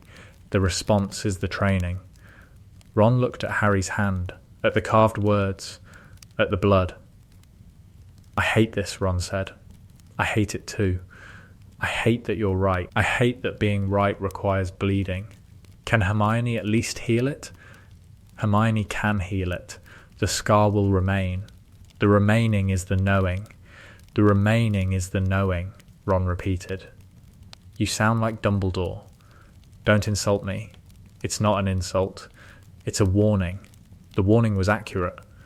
Harry was becoming more like Dumbledore, the Dumbledore who calculated with suffering, who weighed pain against growth, who allowed bad things to happen because the happening produced necessary outcomes. The transformation was not comfortable, not a destination Harry wanted to reach, but it was happening. And the transformation was the consequence of the ability, and the ability was the consequence of Harry's nature. And Harry's nature was the consequence of everything that had happened to him. And everything that had happened to him was the timeline, and the timeline was the thing Harry could change and chose not to. The choice was the becoming. The transformation was the cost. The practice continued, which was a year of cruelty that would have been prevented by even a small temporal manipulation. Harry could have gone back and warned Dumbledore about Umbridge before Umbridge arrived. Harry could have gone back and prevented the educational decrees. Harry could have gone back and stopped the blood quill during the first detention. Harry did none of these things. Harry sat in Umbridge's office with his hand bleeding and the words carving into his skin, and the ability screaming at him to go back, revise this moment, prevent this pain. And Harry did not go back, because the going back would widen the fracture, and the widening would bring the timeline closer to failure. The restraint was heroic. It was also, Hermione told him later, the wrong lesson. "You've overcorrected," Hermione said in the room of requirement during a DAR session. The room was warm. Students were practicing shield charms. The air smelled like effort and courage and the particular ozone scent that shield charms produced. Overcorrected how? You've gone from using the ability impulsively to refusing to use it at all. The refusal is as dangerous as the impulse. Dumbledore said every use widens the fracture. Dumbledore said you should use the ability only when the alternative is worse than the strain.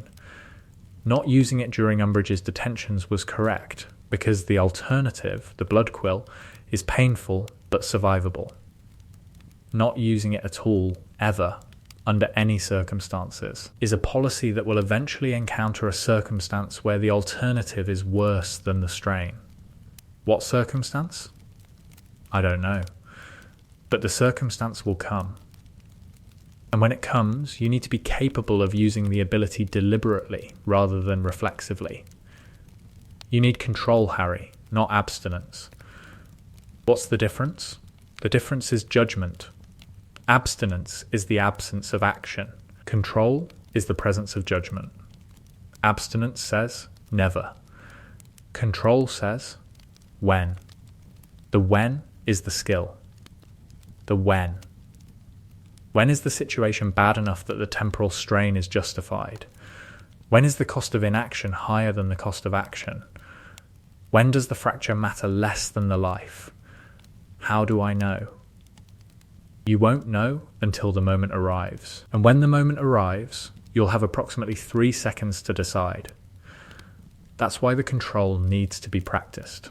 The judgment needs to be ready. Harry practiced. Not time travel, which would widen the fracture. Control, the ability to approach the threshold of temporal manipulation without crossing it, to hold the ability at the edge of activation, to feel the power without using it.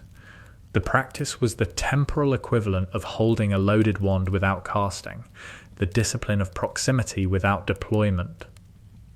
The practice was useful. It was also the thing that kept Harry sane during 5th year. Because 5th year was the year of Umbridge in the Ministry and the DAR and the specific grinding daily misery of attending a school that was being dismantled by a bureaucrat in pink.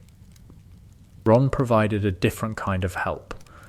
Ron did not know about the time travel ability because Harry, had not told Ron, because telling Ron would burden Ron with a secret that was dangerous to carry and that Ron did not need.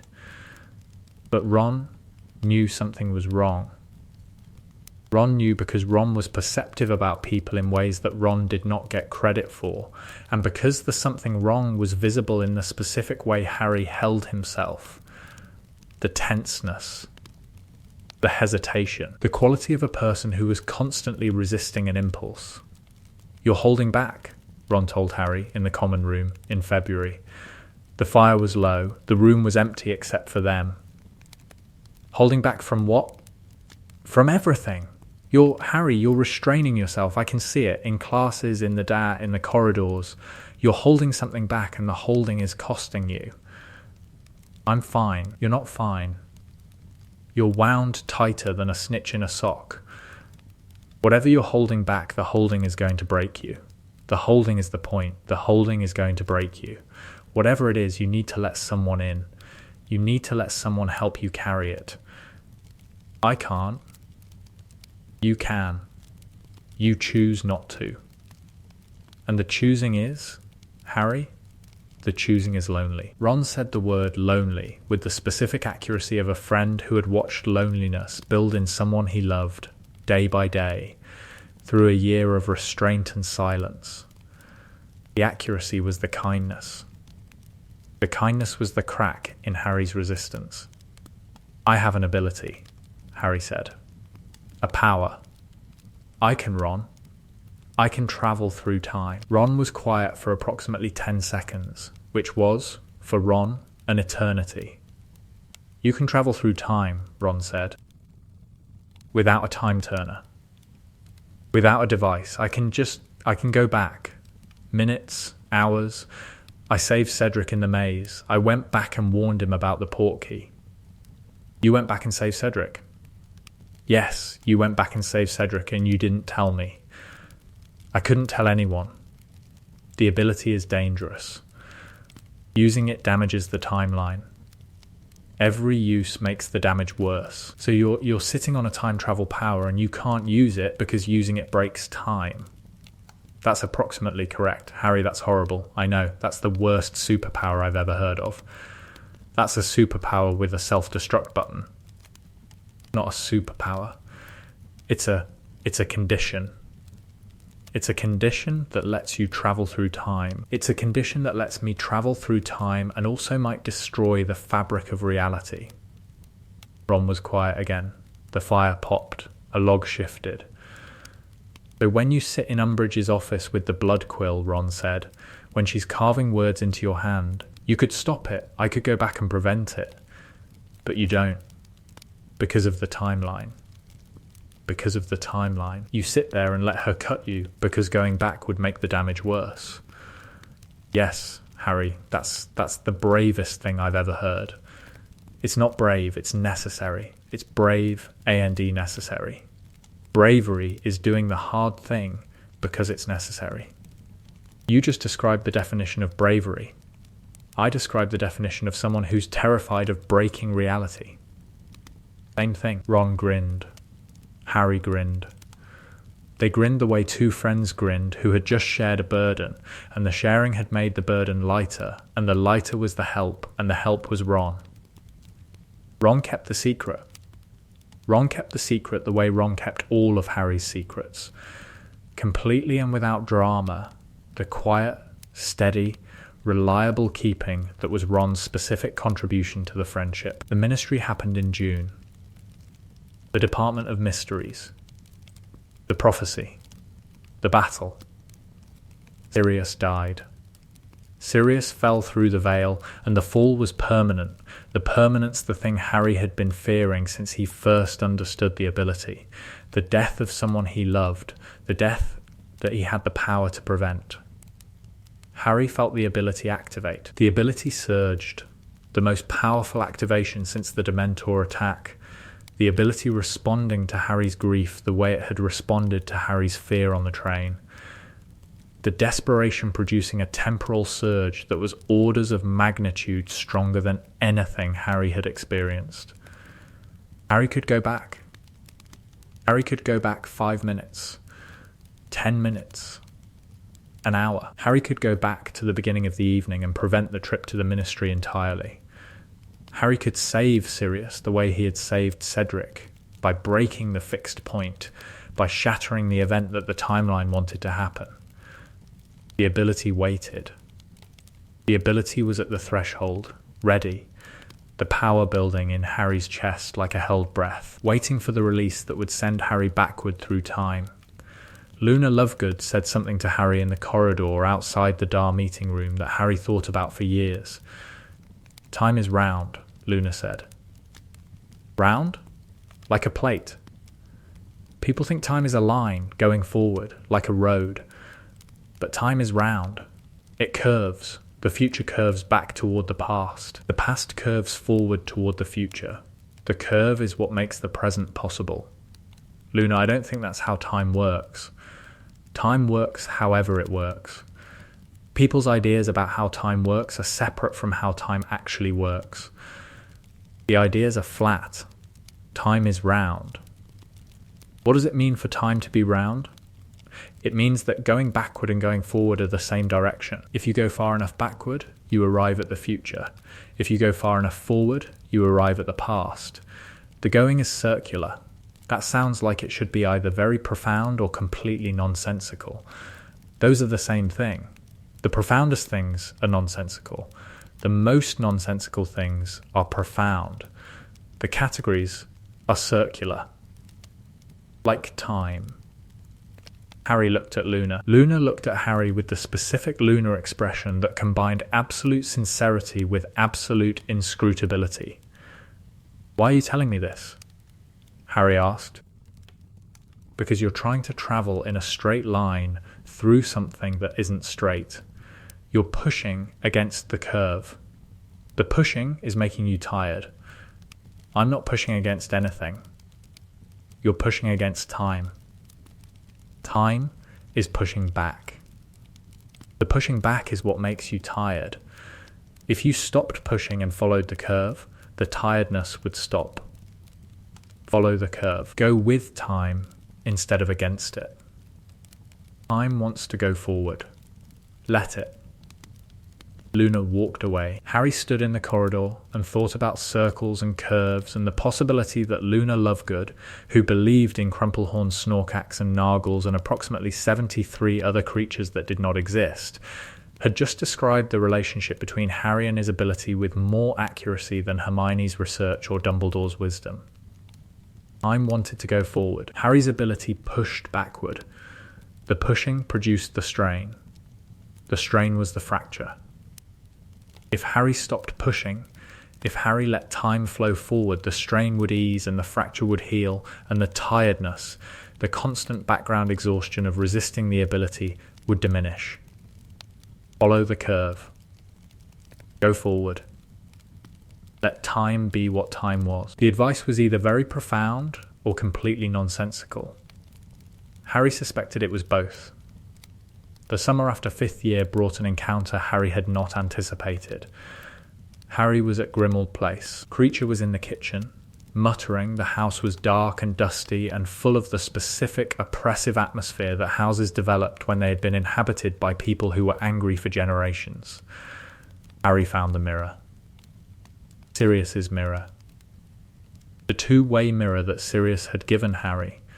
The mirror that Harry had not used. The mirror that Harry could have used to contact Sirius instead of going to the Ministry. The mirror that would have prevented the trip that had killed Sirius. Harry held the mirror and felt the ability surge. The surge was powerful. The surge said, "Go back. Go back to the moment Sirius gave you the mirror. Go back and use the mirror. Go back and prevent the Ministry trip. Go back and save Sirius." The surge was the strongest temptation since Christmas Eve in 3rd year. The surge was the gravity of the past pulling at a boy who had lost the closest thing to a parent he had ever had. Harry held the mirror and felt the pulling and did not go back. He did not go back because of Cedric. Cedric, who Harry had saved and who the timeline had taken back. Cedric, who had died 18 months after the saving, killed by the timeline's correction, killed because fixed points reasserted. If Harry went back and saved Sirius, the timeline might correct again. Sirius might die again, differently, later, through some other mechanism that the timeline's correction produced. The saving might be temporary. The temporary might be worse than the permanent, because the temporary would give Harry hope, and the hope's destruction would be worse than the original loss. Harry put the mirror down. Harry sat in the dark house and felt the grief, and did not revise the grief, and let the grief be what grief was, the price of having loved someone. The price was enormous. The price was also, Harry was learning, the proof that the love had been real, because unreal love did not produce real grief, and real grief was the evidence that the lost person had mattered. Sirius had mattered. Mattering produced the grief. The grief was the evidence of the mattering. The evidence was permanent because mattering did not expire. Harry did not need to go back. He needed to carry forward. Carrying forward was the tribute. Harry stood in the Department of Mysteries with the veil behind him and Sirius's absence in front of him, and the power to change everything burning in his body. He did not use it. Not using it was the hardest thing Harry had ever done. Harder than the Dursleys. Harder than the Dementors. Harder than the graveyard. Not using it was the choice to let Sirius be dead, to accept the permanence, to refuse the revision. The choice was not based on Dumbledore's warning about the fracture. The fracture was real, and the strain was real, and the concerns were valid. But the choice was not based on the concerns. The choice was based on Cedric. Harry had saved Cedric. Harry had broken the fixed point and prevented the death, and the prevention had changed the timeline, and the changing had produced the fracture, and the fracture was growing. The fracture was real. The consequences were real. Harry had saved one life, and damaged the structure of time itself. If Harry saved Sirius, the damage would compound. Another fixed point broken, another fracture in the timeline, the strain doubling, the consequences cascading, the structure of sequential time, already compromised, stressed further. And after Sirius, there would be another death, and another, and another. Every war produced deaths, and every death would trigger the ability, and every triggering would present the same choice: save the person and damage reality, or accept the loss and preserve the timeline. If Harry saved everyone, the timeline would fail. The accumulation of broken fixed points, of shattered events, of prevented deaths would exceed the timeline's capacity to absorb deviation.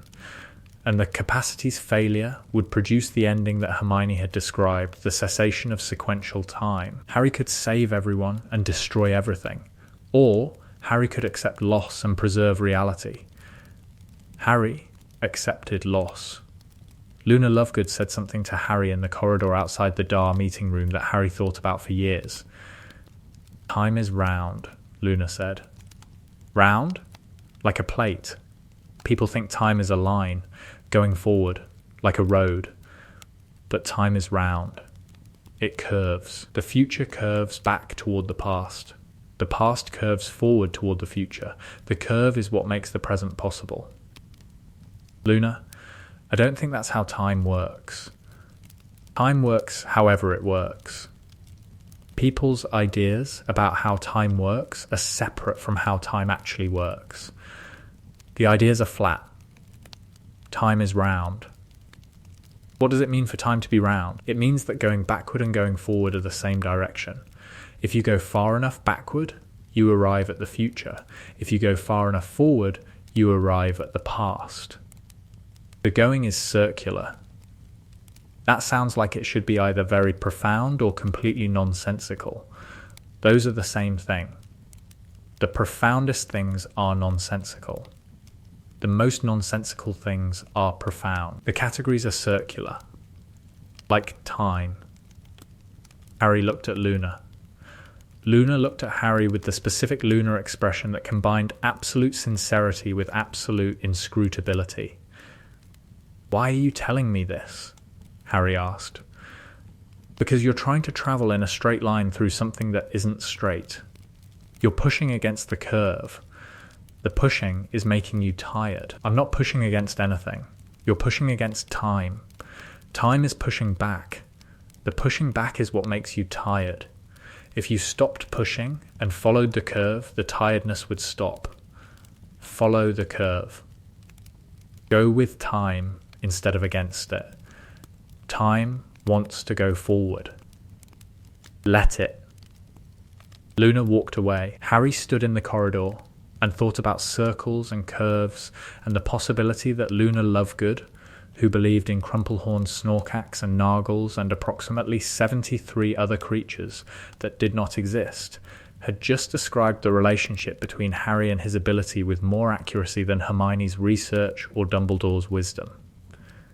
Time wanted to go forward. Harry's ability pushed backward. The pushing produced the strain. The strain was the fracture. If Harry stopped pushing, if Harry let time flow forward, the strain would ease and the fracture would heal, and the tiredness, the constant background exhaustion of resisting the ability, would diminish. Follow the curve. Go forward. Let time be what time was. The advice was either very profound or completely nonsensical. Harry suspected it was both. The summer after 5th year brought an encounter Harry had not anticipated. Harry was at Grimmauld Place. Creature was in the kitchen, muttering. The house was dark and dusty and full of the specific oppressive atmosphere that houses developed when they had been inhabited by people who were angry for generations. Harry found the mirror. Sirius's mirror. The two-way mirror that Sirius had given Harry. The mirror that Harry had not used. The mirror that Harry could have used to contact Sirius instead of going to the Ministry. The mirror that would have prevented the trip that had killed Sirius. Harry held the mirror and felt the ability surge. The surge was powerful. The surge said, "Go back. Go back to the moment Sirius gave you the mirror. Go back and use the mirror. Go back and prevent the Ministry trip. Go back and save Sirius." The surge was the strongest temptation since Christmas Eve in 3rd year. The surge was the gravity of the past, pulling at a boy who had lost the closest thing to a parent he had ever had. Harry held the mirror and felt the pulling and did not go back. He did not go back because of Cedric. Cedric, who Harry had saved and who the timeline had taken back. Cedric, who had died 18 months after the saving, killed by the timeline's correction, killed because fixed points reasserted. If Harry went back and saved Sirius, the timeline might correct again. Sirius might die again, differently, later, through some other mechanism that the timeline's correction produced. The saving might be temporary. The temporary might be worse than the permanent, because the temporary would give Harry hope, and the hope's destruction would be worse than the original loss. Harry put the mirror down. Harry sat in the dark house and felt the grief, and did not revise the grief and let the grief be what grief was, the price of having loved someone. The price was enormous. The price was also, Harry was learning, the proof. The proof that the love had been real, because unreal love did not produce real grief, and real grief was the evidence that the lost person had mattered. Sirius had mattered. Mattering produced the grief. The grief was the evidence of the mattering.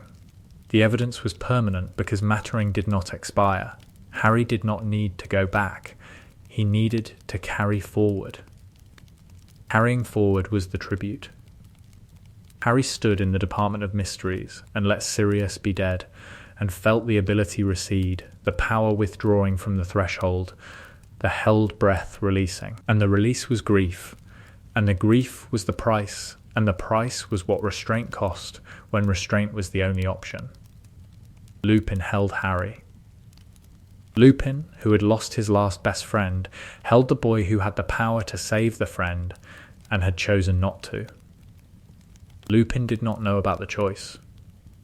Lupin did not know about the power. Lupin knew only that Harry was shaking, and that the shaking needed holding.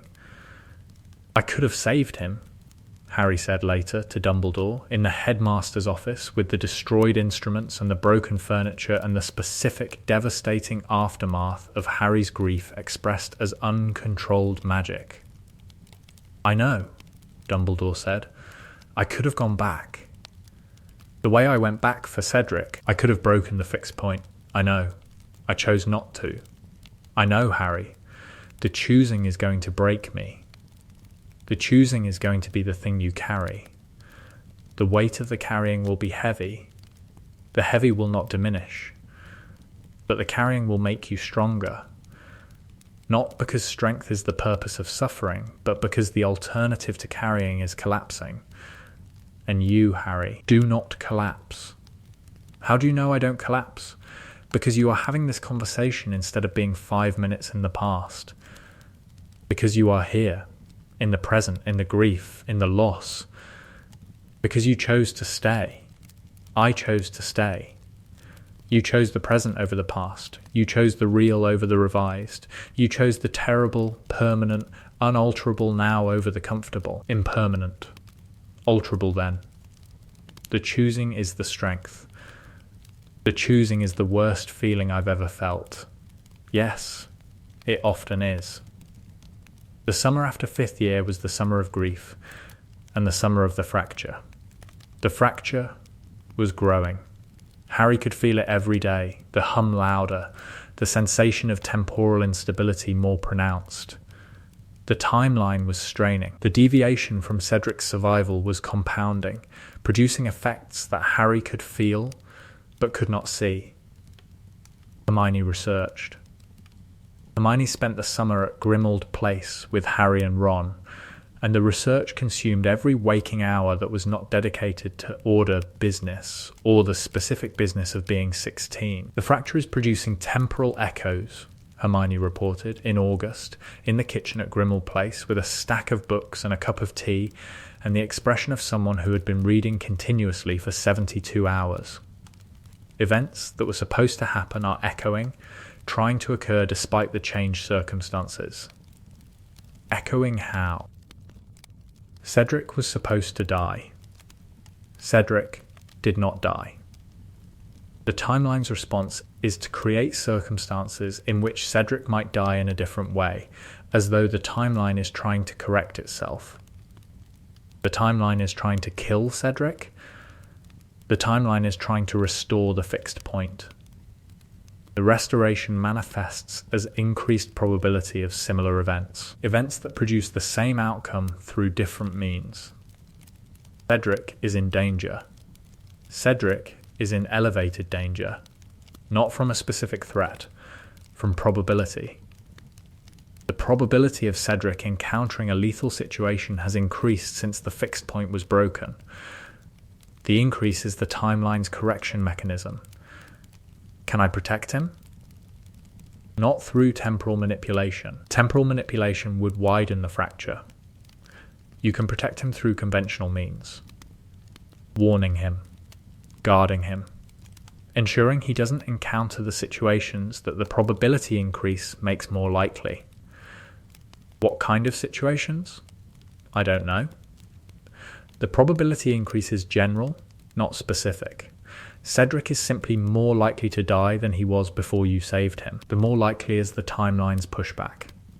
That's monstrous. That's physics. Temporal physics. The timeline is not moral. The timeline is mechanical. The mechanics produce correction pressure. The correction pressure targets the deviation being Cedric's survival, the deviation being the existence of a person who the timeline's original sequence required to be dead. Harry wrote to Cedric. Harry wrote, "Be careful. Stay safe. Don't do anything dangerous." The letter was cryptic and insufficient and the only thing Harry could send without revealing the truth. Cedric wrote back, "Thanks, Potter will try not to die." Not sure what prompted the concern, but appreciate the sentiment. The sentiment was not sentiment. The sentiment was the desperate, inadequate attempt of a boy who had saved a life and who was now watching the universe try to take the life back. Harry did not tell Cedric the truth. Harry carried the truth alone through 6th year. The truth that Cedric's survival was borrowed time, that the timeline was pressing against the borrowing, that the pressing would eventually produce a correction. Carrying was lonely. The specific loneliness of knowing something terrible about someone you cared about and being unable to share the knowing because the sharing would produce its own damage. Harry saw Cedric at the start of 6th year. Cedric had graduated but was at Hogwarts for a ministry event, and Cedric sought Harry out in the corridor and shook his hand and thanked him, again, for the warning in the maze. "You saved my life, Potter," Cedric said. "Whatever that warning was, however you knew, you saved my life." "You're welcome," Harry said, and the words tasted like ash. "I'm playing professional Quidditch now. For Puddlemere United. Reserve Seeker. The career wouldn't exist if you hadn't warned me. I'm glad, Cedric, if you ever need anything. Anything at all. I owe you. You don't owe me. I owe you my life." "You don't owe me your life, Cedric. Your life is yours. The owing is not the point." Cedric looked at Harry with the expression of a young man who sensed that the boy in front of him was carrying something heavy and who could not identify the weight. "You're different," Cedric said, "from the kid in the maze. You seem older." "I feel older. Older than 18? Some days." Cedric left. Harry stood in the corridor and breathed, and did not cry, and did not go back, and did not do anything except stand in the present moment, in the corridor, in the knowledge that the young man who had just thanked him for saving his life was living on borrowed time. A month later, Cedric was dead. Harry could not tell Cedric, "I saved you from dying in a graveyard, and now the timeline is trying to correct the saving by killing you in a different way. And the trying is my fault, because I broke a fixed point to save you. And the breaking is the thing that's putting you in danger." The truth was too large. The truth was too frightening. The truth was, your survival might be temporary because the universe disagrees with my decision to save you. Harry carried the truth alone. The weight was what Dumbledore had described. The weight that did not diminish. The weight that was the cost of the power and the cost of the restraint and the cost of being a person who could change the past but had learned, through the hardest possible education, that changing the past did not fix the future. 6th year brought the Horcruxes and brought alongside the Horcruxes the timeline's correction. Cedric Diggory died in October, not in a graveyard, not at Voldemort's hand, in a Quidditch accident, a freak collision during a professional match, a bludger to the temple, the kind of accident that happened once every few decades, and that was, in any normal circumstance, simply tragic. The circumstance was not normal. The circumstance was the timeline correcting itself, the fixed point reasserting, the death that Harry had prevented in the graveyard occurring through a different mechanism in a different location at a different time, but with the same result, Cedric Diggory dead. Harry received the news at breakfast. The owl arrived. The letter was from Amos Diggory, Cedric's father, and the letter said the words that Harry had been dreading since June of 4th year. Harry put the letter down. Harry looked at the table. The table was the Gryffindor table, and the table had food on it, and the food was untouched, and the world was continuing around Harry, students eating and talking and laughing, and Cedric was dead. "Harry," Ron said, reading Harry's face. "Cedric," Harry said. "What about Cedric?" "Cedric's dead. Quidditch accident." Ron was quiet. Hermione, who was sitting across the table, went still. "The timeline," Hermione said, very quietly. "The timeline," Harry confirmed. "The correction. The correction."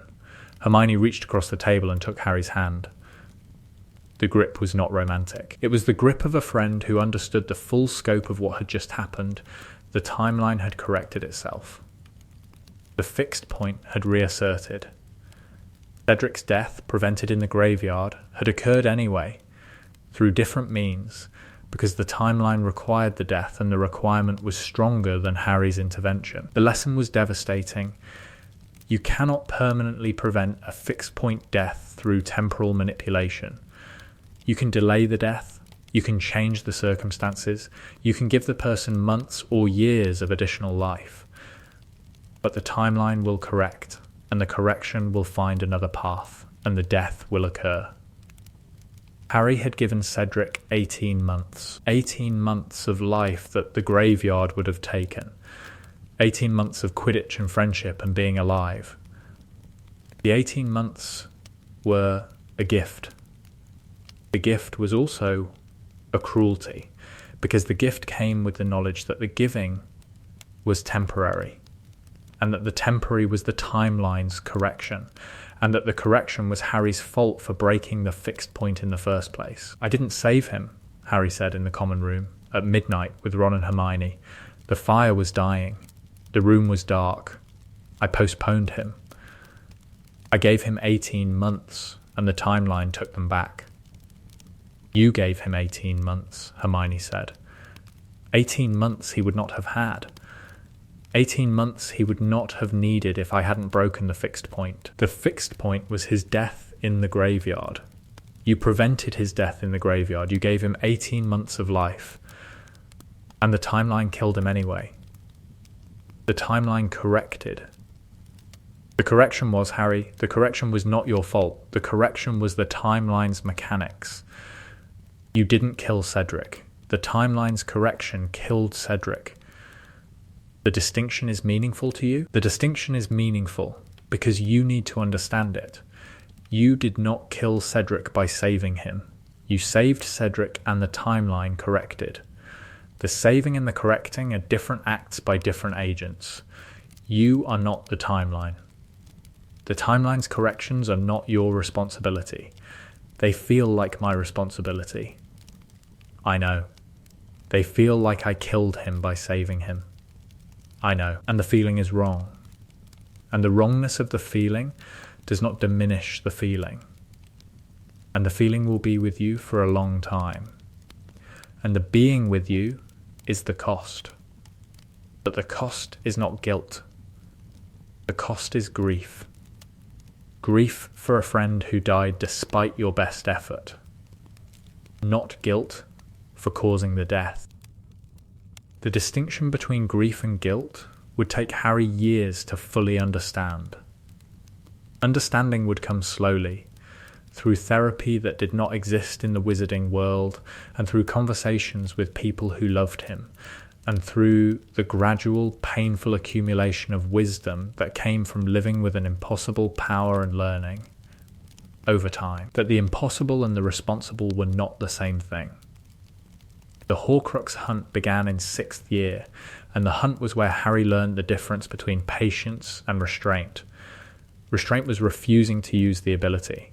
Harry had practiced restraint for 3 years, the discipline of not going back, the constant exercise of choosing the present over the revised past. Restraint was reactive. Restraint was saying no to the ability's offer. Patience was different. Patience was the acceptance of the hunt's pace, the willingness to gather information slowly, through conventional means, without the shortcut that temporal manipulation could provide. Dumbledore showed Harry memories of Tom Riddle. The memories arrived one at a time, across months, spaced by Dumbledore's judgment about what Harry was ready to learn. The spacing was deliberate, because Dumbledore was teaching Harry not just the content of the memories, but the process of understanding, the slow accumulation of knowledge that produced wisdom rather than information. Harry could have shortcut the process. Harry could have gone forward in time to a moment when all the memories had been viewed and returned with the complete knowledge.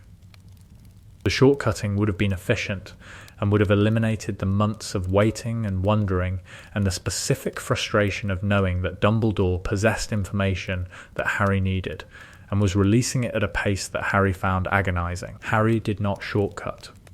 Harry waited. Harry attended each memory session and absorbed each memory and sat with each new piece of information and allowed the understanding to build gradually, layer by layer, the way understanding was supposed to build. You are, if I may say so, learning patience, Dumbledore observed during a session in January. They had just watched the memory of the young Tom Riddle visiting the Gaunt house. I'm learning the absence of impatience. The absence of impatience and the presence of patience are different things. How are they different? The absence of impatience is restraint. You are not rushing because you are choosing not to rush. The choice requires effort. The effort is visible. Patience is the state beyond the effort. When the not rushing becomes natural. When the present pace feels correct rather than slow. I'm still in the effort stage. You are still in the effort stage. But you are in the effort stage with awareness, which means the transition to genuine patience is possible. How long does the transition take? That is an impatient question about the timeline of patience. It's a sincere question. It is a sincere question, and the sincere answer is, the transition takes as long as it takes. The duration cannot be predicted or accelerated. The duration is, Harry, the lesson. The duration is always the lesson. For someone with your particular ability, yes, the duration is always the lesson, because the temptation to eliminate duration is always present. The cave happened in June. The cave where the locket had been, the cave with the potion and the inferi and the horror. The cave was where Dumbledore drank the potion and where Dumbledore weakened and where the sequence of events that led to the tower began. Harry did not go back during the cave. Harry stood beside Dumbledore and fed him the potion and watched the greatest wizard of the age reduced to a pleading, suffering, broken figure, and the ability screamed, and Harry held the scream inside and did not go back. The not going back in the cave was different from the previous not going backs.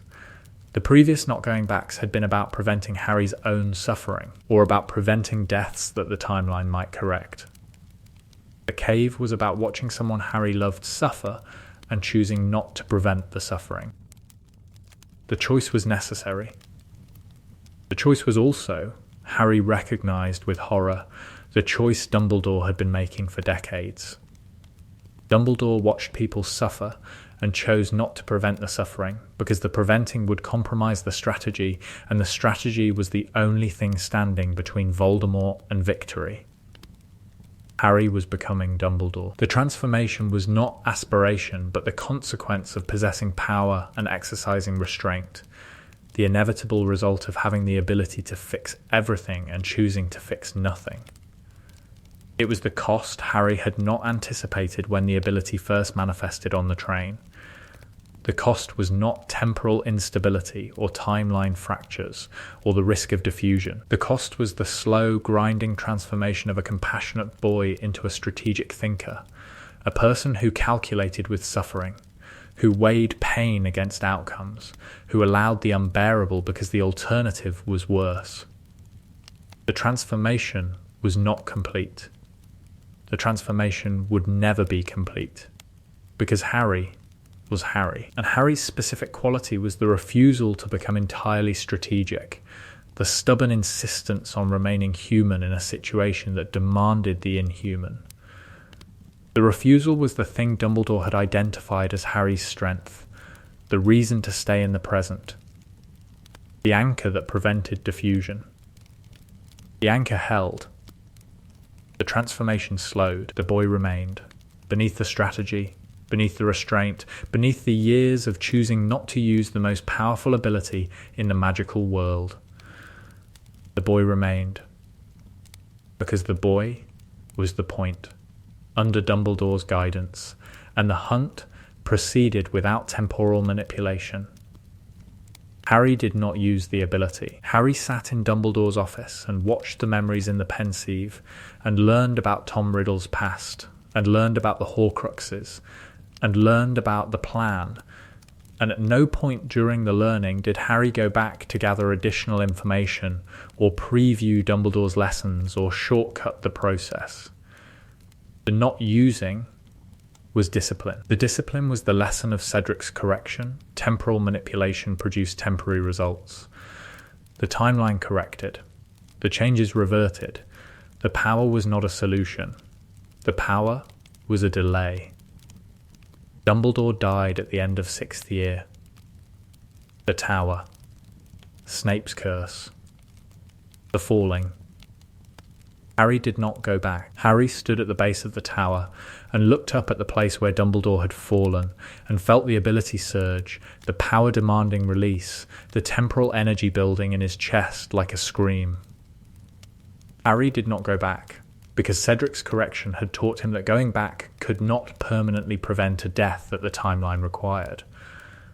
Dumbledore's death might be a fixed point. Breaking a fixed point would widen the fracture. The fracture was already growing, the timeline was already strained. And Harry did not go back, because Dumbledore had told him, in their last conversation, the conversation that Harry replayed in his memory every night for the rest of his life, Dumbledore had said, "Harry, when I die, you will want to go back. The wanting will be the strongest you have ever felt, stronger than Sirius. Because I have given you more information than anyone else, and the information makes the loss strategic as well as personal.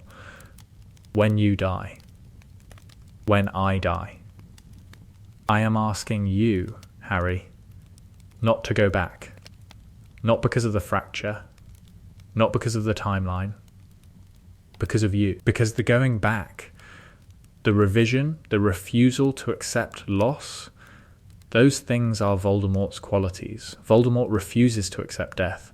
Voldemort revises the natural order. Voldemort uses power to prevent the thing that power cannot prevent. Do not become Voldemort, Harry. Accept my death. Grieve and walk forward. Walk forward into the future that my death creates, the future that I cannot see and cannot plan for. The future that is, for the first time in your life, genuinely unknown. The unknown is frightening. The unknown is also the only place where genuine choices exist, because genuine choices require uncertainty, and temporal manipulation eliminates uncertainty. You're telling me to embrace uncertainty. I am telling you that the life you are meant to live, the person you are meant to become, exists in the unknown future, not in the revised past. The revised past is comfortable. The unknown future is terrifying. The terrifying is where growth happens. Growth through terror. Growth through the acceptance of terror. Growth through the willingness to walk forward without knowing what comes next. Growth through the specific, extraordinary, entirely human quality of living in time rather than controlling it. Harry accepted Dumbledore's death. Harry grieved. Harry walked forward. The walk was into the unknown, into 7th year, into the war, into the Horcrux hunt, into the final confrontation with Voldemort. The walk took him into the forest, into the green light, into the dying. The ultimate test of the ability began in the headmaster's office, with Snape's memories. Harry watched the memories in the Pensieve. Harry learnt the truth about Snape, about Dumbledore's plan, about the Horcrux in his scar. Harry learned that he had to die. The ability responded to the learning. The ability responded with the most powerful surge Harry had ever experienced, a surge that was not a temptation, but a command. The ability screaming at him to go back, go back, go back to before the learning, before the memories, before the truth, go back to a time when dying was not required. Harry stood beside the Pensieve and felt the command and breathed. The breathing was the technique, what 4 years of practice had produced, the ability to experience the ability's demand without obeying it. The breathing said, I feel this. I acknowledge this. I am not doing this. The breathing held. Harry walked out of the office. Harry walked through the castle. The castle was damaged, the corridors scorched, the walls cracked. The battle continued in the distance, the sounds of fighting muffled by stone and distance. Harry walked through the damage and toward the forest. On the way, he saw them. The people he loved. Ron and Hermione, Ginny, Neville, Luna, the Weasleys, the Order, the Dark. The people who were fighting, right now in the present, for a future they might not see. Harry could save them all. Harry could go back to the beginning of the battle and change the tactics. Harry could go back to the beginning of the year and prevent the battle entirely. Harry could go back to the beginning of the war and rewrite history so comprehensively that the battle never needed to happen. The power was available. The power was vast. The power was the greatest temporal potential that had ever existed in a human body. Harry walked past the power. Harry walked into the forest. The forest was dark. The forest was cold. The resurrection stone was in his hand, and his parents appeared, and Sirius appeared, and Lupin appeared, and they walked beside him. And it was the last walk, and the last walk was forward. "You're not going back," his mother said. "I'm not going back. You could. I could. But you won't. I won't." Why? Because going back means the people fighting in the castle right now are fighting for nothing. Because going back means the sacrifices already made, yours included, were pointless. Because going back means the present doesn't matter, and the present is the only thing that matters. The present matters. The present is where you loved me. The present is where you died for me. The present is where your sacrifice produced the protection that has kept me alive for 16 years. Going back would erase the present. Erasing the present would erase the sacrifice. Erasing the sacrifice would erase the protection. You would lose the protection. I would lose everything. The protection, the friendships, the life I've built in the present. The going back would give me a different life, possibly a better life, but the different life would not be my life. My life is this one. The one I'm walking through right now. The one that leads to the clearing, the clearing, the clearing, where Voldemort is waiting, where I'm going to die, where the Horcrux is going to be destroyed. And after, I hope I come back. Dumbledore suggested I would. The mechanics are complicated. The hope is simple. The hope is simple. The hope is I walk forward, I die, the Horcrux dies, I come back, I finish this. And if you don't come back, then I don't come back. And the people in the castle finish it without me. And the finishing is their story, not mine. His mother smiled. The smile was the smile he had never seen. The smile he could not remember. The smile that existed only in photographs and in other people's memories. And in the specific, irreplaceable quality of a dead woman smiling at her living son. "I'm proud of you," Lily said. "You barely know me. I know you completely. I've been with you. In the protection. In the blood. In the magic. I've been with you for 16 years, Harry. I know you. Then you know why I'm not going back. I know. You're going forward.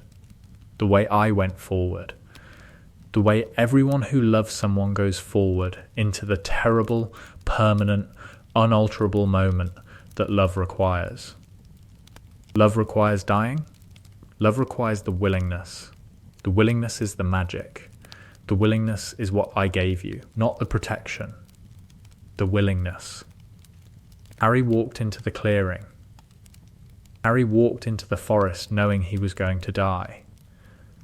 Harry walked into the forest knowing that the fragment of Voldemort's soul in his scar was a Horcrux, and that the Horcrux had to be destroyed, and that the destruction required Harry's death. Harry walked into the forest with the resurrection stone in his hand and his parents beside him, and the knowledge, the absolute, certain, incontrovertible knowledge that he could prevent this.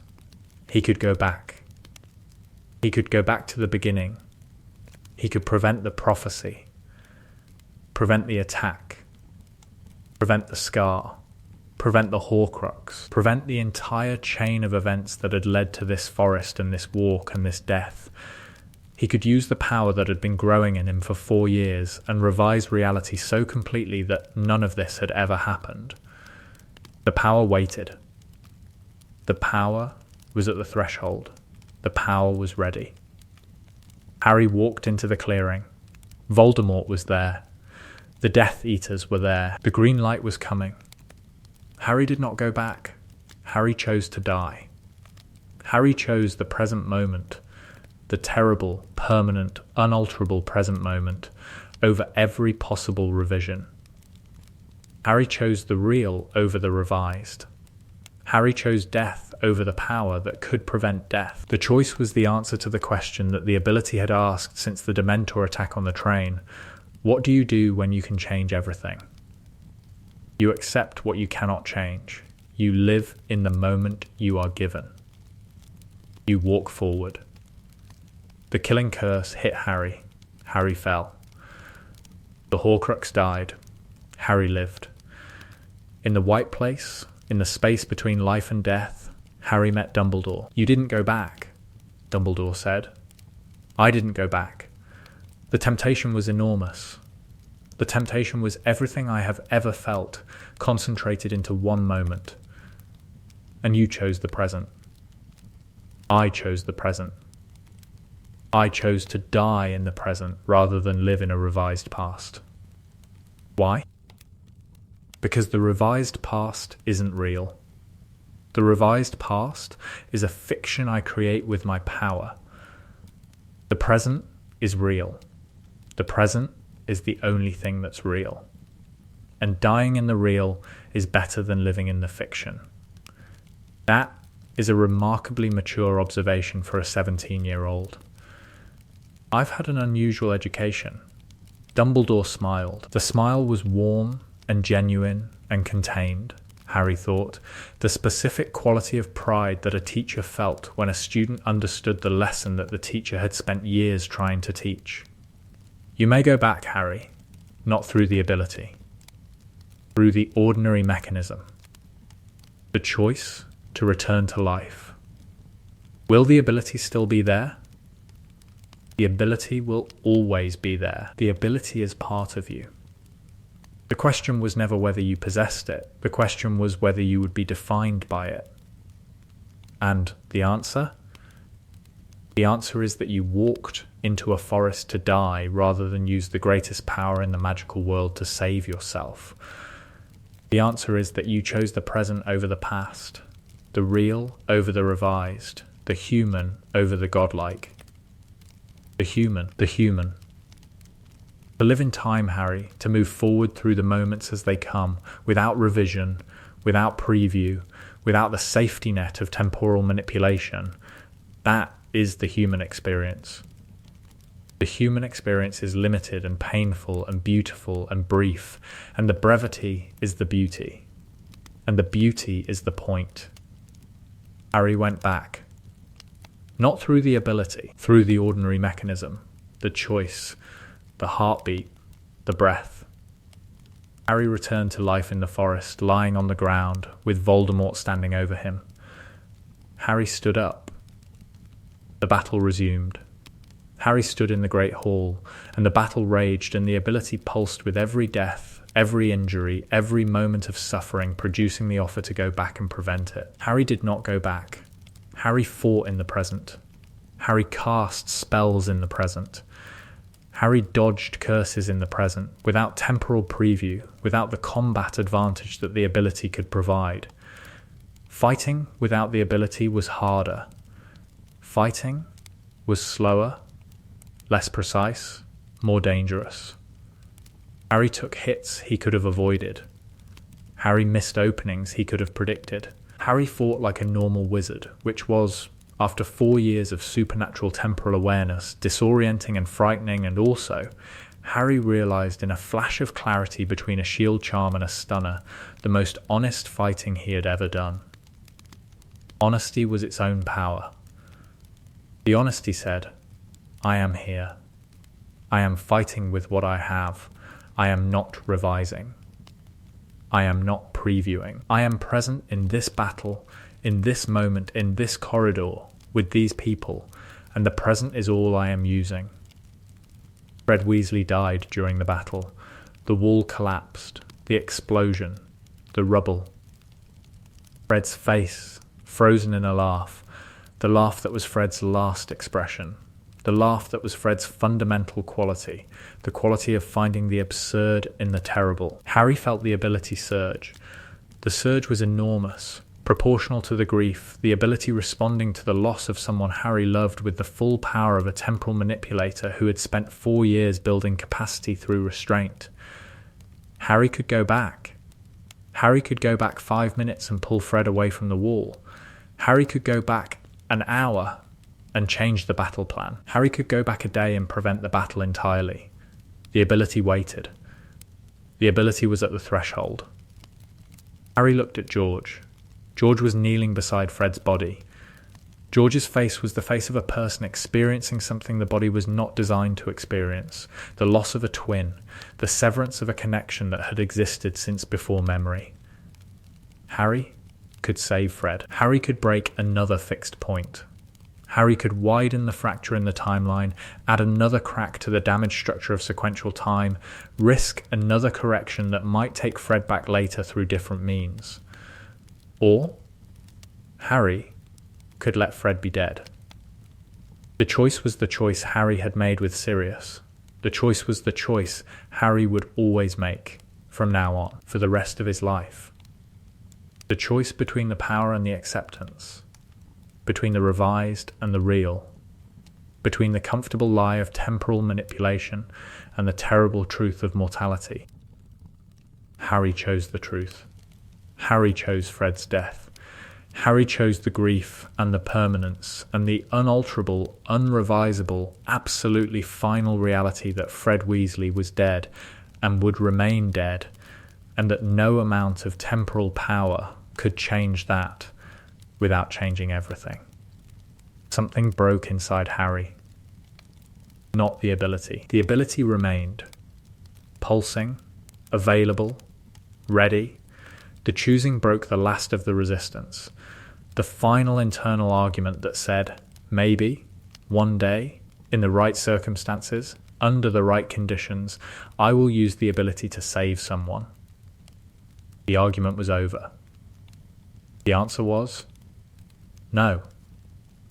Not because saving was wrong, because saving through temporal manipulation produced corrections, and corrections produced new losses, and new losses produced new temptations, and the cycle was infinite, and the infinity was the destruction. Harry would never use the ability again. The decision was not made in the moment. It was the accumulated weight of 4 years of practice. 4 years of restraint, 4 years of choosing the present over the past, arriving at its final, permanent, irrevocable form. The finality was the mastery. The final confrontation occurred. Voldemort fell. The Elder Wand refused to kill its master. The war ended. In the Great Hall, in the aftermath, Harry stood among the living and the dead, and felt the ability pulse once, a single, powerful surge, and then settle. It was the settling of something that had been strained to its limit, and that was now, with the wars ending, relaxing, the fracture was healing.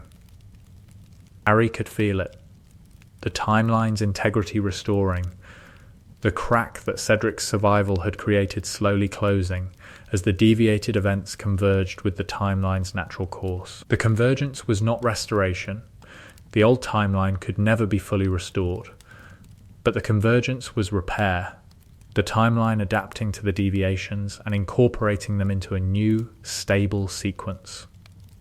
The hum faded. The temporal instability receded. The background sensation that Harry had carried since the graveyard diminished, day by day, until the weight was no longer a burden, but a presence, a companion, a quiet reminder that the power existed, and that the power was chosen and not used. Ron found Harry in the entrance hall, sitting on the steps, in the early morning light. "It's over," Ron said. "It's over. Are you the ability? Is it?" It's still there. It's always going to be there. But you're not going to use it. I'm not going to use it, even though you could. Especially because I could. Ron sat beside Harry. The morning light came through the broken doors and painted the rubble gold. That's the hardest thing, Ron said. Having the power and not using it. It's the only thing. The power isn't the test, Ron. The restraint is the test. The power is just the condition. The restraint is the choice. The choice every day. Every moment. The choice to stay here, in the present, in the now, with the people I love, in the timeline I'm given, without revising. That sounds exhausting. It is exhausting. It also sounds brave. It sounds necessary. Bravery and necessity are, I've been told, the same thing. Ron smiled. Who told you that? You did. 5th year, common room. 2 in the morning. I said something smart at 2 in the morning? You said the smartest thing anyone said to me all year.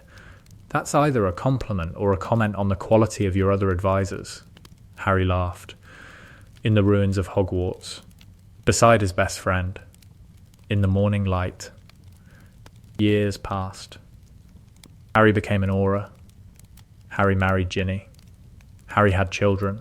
James and Albus and Lily. The life was ordinary in the specific way that extraordinary lives became ordinary when the extraordinary person chose the ordinary, and choosing was the daily practice, the ongoing exercise of restraint that defined Harry's relationship with the ability. The ability remained, but the ability's character changed in the years after the war. The change was gradual. The ability, which had been demanding and insistent during Harry's adolescence, became quieter, calmer, more like a sleeping companion than a screaming one. The quieting was the consequence of years of mastery, the result of years of choosing not to use the power eventually accepting the choice and settling into dormancy. Harry visited Hogwarts 10 years after the war. The castle was repaired, the grounds were green, the lake shimmered. Students walked the corridors in robes of 4 colours, and the walk was ordinary and beautiful and entirely present tense. Harry walked through the corridors and felt time, not the ability, time itself. The castle was 1,000 years old, and the 1,000 years were present in the stone, in the architecture, in the specific quality of a building that had been standing long enough to become something more than a building. The castle contained time the way a river contained water, the time flowing through the stone, carrying the accumulated moments of a millennium of magical education. Harry could feel the moments, not see them, feel them. The temporal sensitivity that Dumbledore had described as Lily's inheritance was still active, still present, and the sensitivity showed Harry the castle's temporal texture, the layered, accumulated, compressed experience of 1,000 years of children learning and growing and leaving. The children were the point. The children had always been the point. The castle existed for the children, and the time that flowed through the castle was the time the children spent there, and spending was the education, and the education was the purpose. Harry stood in the corridor outside the Great Hall, and felt the time, and did not travel through it, and did not want to travel through it, and felt, for the first time since the ability manifested on the Hogwarts Express at 13, completely at peace with the present moment. The peace was not the absence of the ability, but its integration. The ability existed. The ability was part of Harry. The peace was the acceptance of the ability as a part of himself that he carried without using. The way you carried a memory without reliving it. The way you carried love without demanding its expression. Carrying was the practice. And the practice, finally, was peace. McGonagall found Harry in the corridor. Potter? Visiting? Visiting, Professor. The castle looks well, don't you think? The castle looks the same. The castle is the same. The repairs were designed to restore rather than renovate. The same stones, the same mortar, the same enchantments. The castle endures, Potter. That is the castle's quality. The castle endures. The castle endures through everything. wars and occupations and centuries, and the specific, unrelenting damage produced by several hundred magical children per year. The castle endures because the castle was built to endure. Like some people, enduring is not glamorous. It does not make the stories. The stories are about the battles and the heroics and the dramatic moments. Enduring is the thing between the moments. Enduring is the corridor you're standing in. The corridor. The corridor connects the Great Hall to the entrance. Students walk this corridor several times per day, every day, for 7 years. The corridor is the most walked part of Hogwarts. The corridor is not in any history book. The corridor is not the subject of any painting or any song. The corridor is simply there. Enduring, being walked on. You're telling me I'm a corridor. I am telling you that the enduring is the heroism. The battles end. The corridors remain. That's either a compliment or a comment on my architecture. It is a compliment, Potter. Accept it without analysis. Harry accepted the compliment. Harry walked the corridor. The corridor was warm and stone and old and exactly the same as it had been when Harry was 11 and walking it for the first time, nervous and excited and carrying, unknowingly, the dormant ability that would define his relationship with time for the rest of his life. The ability was always there, a presence in Harry's body like an extra sense. The awareness of time's texture and weight and direction that Dumbledore had described as Lily's inheritance. The ability was dormant, but not gone. Sleeping, but not dead. Available, but not used. Harry did not use the ability. Harry did not use the ability when James broke his arm falling off a broom. Harry did not use the ability when Albus was bullied at school. Harry did not use the ability when Ginny was injured in a Quidditch match. Harry did not use the ability during the small and large crises that constituted ordinary human life. The losses and the disappointments and the moments that would have been, in a previous version of Harry, triggers for temporal revision. Harry lived in the present. Harry lived in the present the way Lupin had taught him to cast a Patronus, with the present tense experience of genuine emotion, the happiness and the grief and the love and the frustration, all of it present tense, all of it real, all of it unrevised. The living in the present was the mastery. The mastery was not the ability to travel through time. The mastery was the ability to choose not to. Ginny became important during 6th year, important in a way that was unrelated to the ability and that was, because of the unrelatedness, exactly what Harry needed. Ginny did not know about the ability during 6th year. Ginny knew Harry as a person, not as a temporal anomaly, and the knowing as a person was the relief, because everyone else who mattered in Harry's life knew about the ability and related to Harry through the lens of the ability, and the lens distorted, and the distortion was exhausting. With Ginny, Harry was just Harry. With Ginny, the conversations were about Quidditch and classes and whether the giant squid was actually intelligent. Ginny said yes. Harry was unconvinced, and the specific, ordinary, completely non-temporal business of being 16 and interested in someone. "You're different around me," Ginny told Harry, in the common room in May. The fire was burning. The room was quiet. The evening had the particular quality of late spring at Hogwarts, the air warm and the windows open and the sounds of the grounds drifting in, birds and wind and the distant splash of the giant squid. Different how? Relaxed, you're not holding yourself the way you hold yourself around everyone else. How do I hold myself around everyone else? Like you're constantly deciding something. Like every moment involves a choice that requires concentration. Maybe it does. And around me? Around you the choice is easier. What choice? To be here. Ginny looked at him.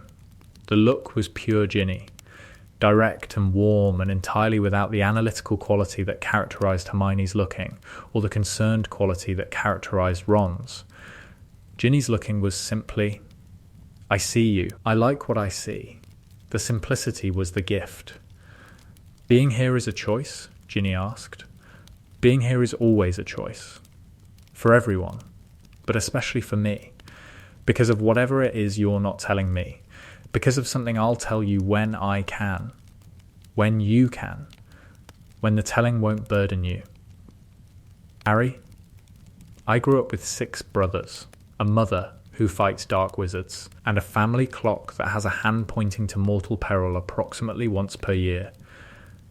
I can handle burdens. I know you can. The handling is not the concern. The timing is the concern. The timing of the telling. There's a right time, and this isn't it. When is it? After the war, after everything that's coming. You know what's coming? I know enough. I know that the coming is going to be hard, and that the hardness is going to require me to be entirely focused, and that the focusing requires me to, Ginny, the focusing requires me to not have the things I want. The things you want. You, this, the ordinary. The ordinary is the thing I want, and the wanting is the distraction, and the distraction is dangerous. You're telling me that I'm a distraction from the war. I'm telling you that you're the thing that makes the war bearable, and the bearability is a risk, because if the war becomes too bearable, I might stop fighting it. That's either the most romantic or the most insulting thing anyone's ever said to me. Can it be both? It can be both. Most things you say are both. Ginny smiled. The smile was the Ginny smile, fierce and warm and entirely present. Presence was the smile's quality, the specific Ginny quality of being completely in the moment, without reservation, without analysis, without the temporal awareness that made Harry's every moment a choice. Ginny was Harry's anchor. Not because Ginny knew about the ability, she did not yet, but because Ginny was the person who made the present worth choosing. Choosing was the practice. The practice was the restraint. And the restraint, finally, was mastery. The mastery was, I am here because I want to be here. Not because I have to be. Because I want to be. The wanting was the anchor, and the anchor held. Ginny knew about the power. Harry told Ginny on their 3rd date, because Ginny had a quality that made secrets unnecessary, the quality of acceptance without judgment, the quality of hearing impossible things and responding not with shock but with practical consideration. So you can time travel, Ginny said. They were in a Muggle restaurant, which Harry preferred because Muggle restaurants did not contain other wizards who wanted to shake Harry Potter's hand while Harry was trying to eat pasta. I can time travel. And you choose not to. I choose not to. Even though you could. Especially because I could. That's, Harry, that's either the most mature thing I've ever heard or the most exhausting. It's both. It's both. Like most things about you. Thanks, that was a compliment. I know. Ginny ate her pasta. Harry ate his pasta. The restaurant was warm, and the wine was good, and the evening was ordinary, which was, Harry had learned, the highest form of happiness. The ordinary, unrevised, unremarkable present moment. If something happened to one of the kids, Ginny said, later, at home, with the fire burning and the house quiet, if something really bad happened, would you? I don't know. You don't know. Dumbledore said I should use the ability only when the alternative is worse than the strain. A child's death might be the alternative that's worse than the strain. Might be. Might be. I don't know. I hope I never have to find out. But if you did have to find out, if I did have to find out, I would decide in the moment. And the decision would be the hardest thing I'd ever done, harder than the forest, harder than the war. Because the decision would be about someone I love more than I love the timeline. More than the timeline. The timeline is abstract. The children are real. If the choice was between the timeline's integrity and my child's life, Ginny, I don't know which I'd choose. You'd choose the child. Probably. Definitely. Probably definitely. That's human, Harry. That's the problem. The ability is inhuman. The restraint is human. And the human sometimes overrides the restraint. The human overriding the restraint is not the problem. The human overriding the restraint is the point. The point of being alive is that the people you love matter more than the rules. Even the rules of time? Especially the rules of time. Harry looked at Ginny, at the woman who had just told him with the blunt, practical, entirely Ginny quality of stating the obvious, that love was more important than the structural integrity of sequential time. The statement was not philosophically defensible. The statement was emotionally true. And the emotional truth was, Harry had learned through years of practice, the only truth that mattered. The ability waited. The ability was patient. The ability would wait for as long as Harry waited, dormant and present and ready. Harry chose not to use it. Harry chose not to use it today. Harry would choose not to use it tomorrow. Choosing was the practice, and the practice was the life. Albus asked Harry about the ability when Albus was 12. Albus, who was named for two men who had understood time's weight, asked his father the question that Harry had been waiting for. Dad, can you really travel through time?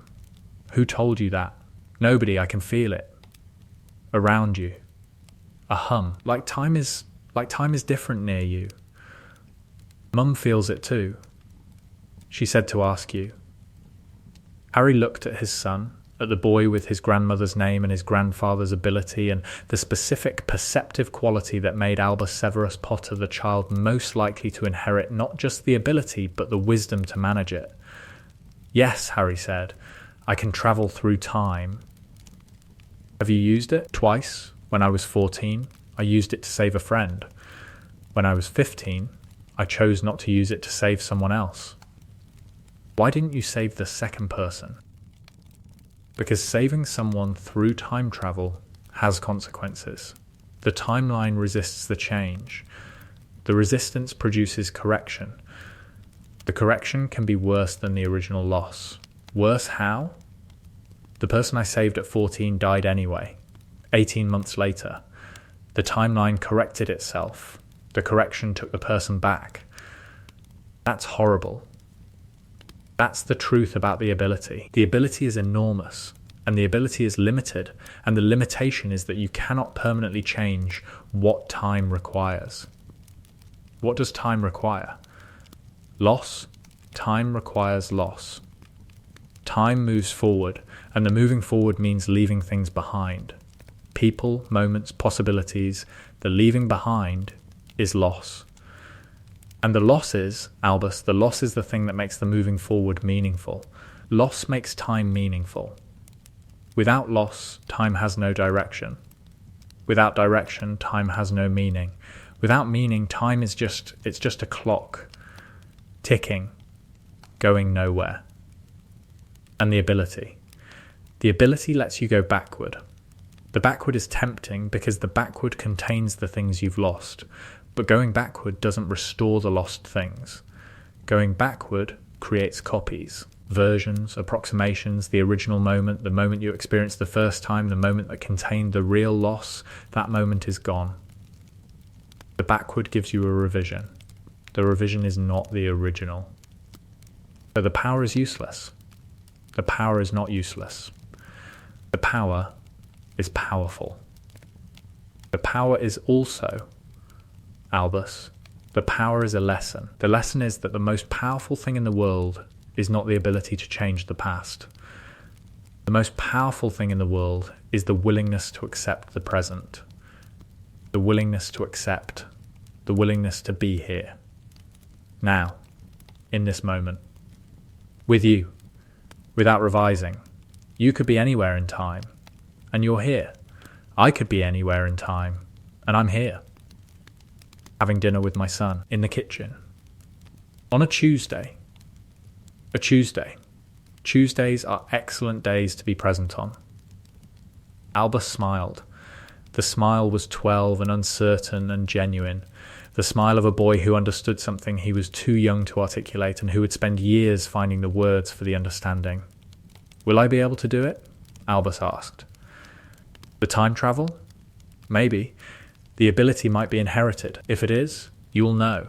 You'll feel the hum. The world will feel revisable. And if the world feels revisable, then you'll have the same choice I have. Every day, stay or go back, the present or the past, the real or the revised. Which should I choose? The present. Always the present. The present is where the people you love are living. The past is where the people you love have already been. The difference is everything. Albus nodded. The kitchen was warm. The dinner was getting cold. Ginny called from the other room that the pudding was ready and that if anyone wanted pudding, they should come immediately, because James was already on his second helping. Harry stood up. Albus stood up. They walked to the dining room together, father and son, the time traveller and the potential time traveller, walking forward through the ordinary, unrevised, unremarkable present moment. The pudding was treacle tart. The treacle tart was Harry's favourite. The treacle tart tasted exactly the way treacle tart always tasted, sweet and warm and present, and Harry ate the treacle tart and did not go back for a second moment of the first bite, because the first bite was already behind him, and the second bite was in front of him, and the in front of was where life happened. The ability hummed, faintly, in Harry's chest. The hum was constant. The humming would be constant for the rest of Harry's life, the background presence of a power he chose not to use, the reminder of what he could do, and the proof of what he chose instead. Choosing was the practice, and the practice was the life. The life was the present moment, the only moment that was real, the only moment that mattered, the moment that contained treacle tart and a warm kitchen and a family and the particular irreplaceable, unrevised happiness of being exactly here, exactly now, with exactly these people. The ability hummed one final time on a September evening when Harry took Albus to platform 9 3/4. The platform was crowded. Parents and children and trunks and owls and the specific, chaotic, wonderful disorder of the Wizarding World's annual pilgrimage to King's Cross. The Hogwarts Express steamed at the platform, scarlet and gleaming, and the steam curled upward and mixed with the September air, and the air smelled like coal and adventure and the particular, indefinable excitement of a journey beginning. Albus was nervous. Albus was 11 and nervous about the sorting and nervous about Hogwarts and nervous about the specific, devastating possibility of being sorted into Slytherin, which was the anxiety that Albus carried the way Harry had carried the scar, as a visible mark of the thing he feared most. "What if I'm in Slytherin?" Albus asked. Harry knelt beside his son. The platform noise receded. The moment became the kind of moment that Harry had learned to recognise, the kind that was so present and so complete that the ability did not even stir, because the present was so full that there was nothing to revise and nowhere else to be. Albus Severus Potter. You were named for 2 headmasters of Hogwarts. One of them was a Slytherin, and he was the bravest man I ever knew. But what if? Then Slytherin will have gained an excellent student. You're not answering the question. I'm answering the question the only way it can be answered, Albus. I don't know what the sorting hat will decide. Nobody knows. The not knowing is the point. The not knowing. The not knowing is where genuine choices happen. If you knew the outcome wouldn't be a choice. The outcome would be a fact. Facts don't require courage. Choices do. You sound like you've thought about this. I've thought about this for approximately my entire adult life. About my sorting. About the value of not knowing what comes next. Albus looked at Harry. Albus looked like a child who sensed that his father was telling him something important, and who could not yet grasp the full importance, but who trusted that the importance would become clear in time. Okay, Albus said. Okay? Okay, I'll get on the train. I'll sit with the other first years. I'll eat the sweets from the trolley. I'll wait for the sorting. I'll accept whatever the hat decides. That's all anyone can do. That's all anyone can do, Albus repeated. And the repeating was acceptance. And the acceptance was courage, the specific, beautiful, entirely ordinary courage of an 11-year-old getting on a train. Albus got on the train. Harry stood on the platform and watched the train pull away and felt, one final time, the ability stir. The stirring was gentle, not a temptation but a farewell, the ability acknowledging the moment, and then, quietly, settling, the train rounded the curve. The scarlet engine disappeared, the steam dispersed, the platform emptied. Ginny took Harry's hand. He'll be fine, Ginny said. I know. Do you know? Or do you know? I know. Regular knowing. The kind that requires faith rather than foresight. Faith rather than foresight. That's new for you. That's everything for me. They walked home through Muggle London. The September afternoon was warm. The city hummed with ordinary life, cars and buses and people walking dogs, and the particular, completely non-magical business of a world that did not know about time travel or Horcruxes or the specific, extraordinary restraint of a man who could change everything and chose to change nothing.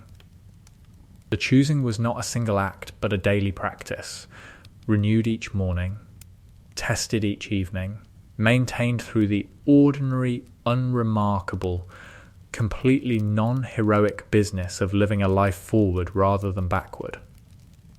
The practice looked like breakfast. The practice looked like walking the children to school. The practice looked like arguments with Ginny about whose turn it was to feed the owl, and discussions with Ron about the Canon's latest catastrophe, and visits to Hermione's office at the Ministry where Hermione had, characteristically, reorganised the entire Department of Magical Law Enforcement and was working, slowly and methodically, on a proposal to declassify temporal magic research so that future naturals, if any appeared, would have access to the knowledge that Harry had been forced to discover alone. Nobody should have to learn this without help, Hermione said. I had help. I had you and Ron and Dumbledore. You had friends who were improvising. Future naturals should have a curriculum. Hermione, you want to write a textbook for time travelers.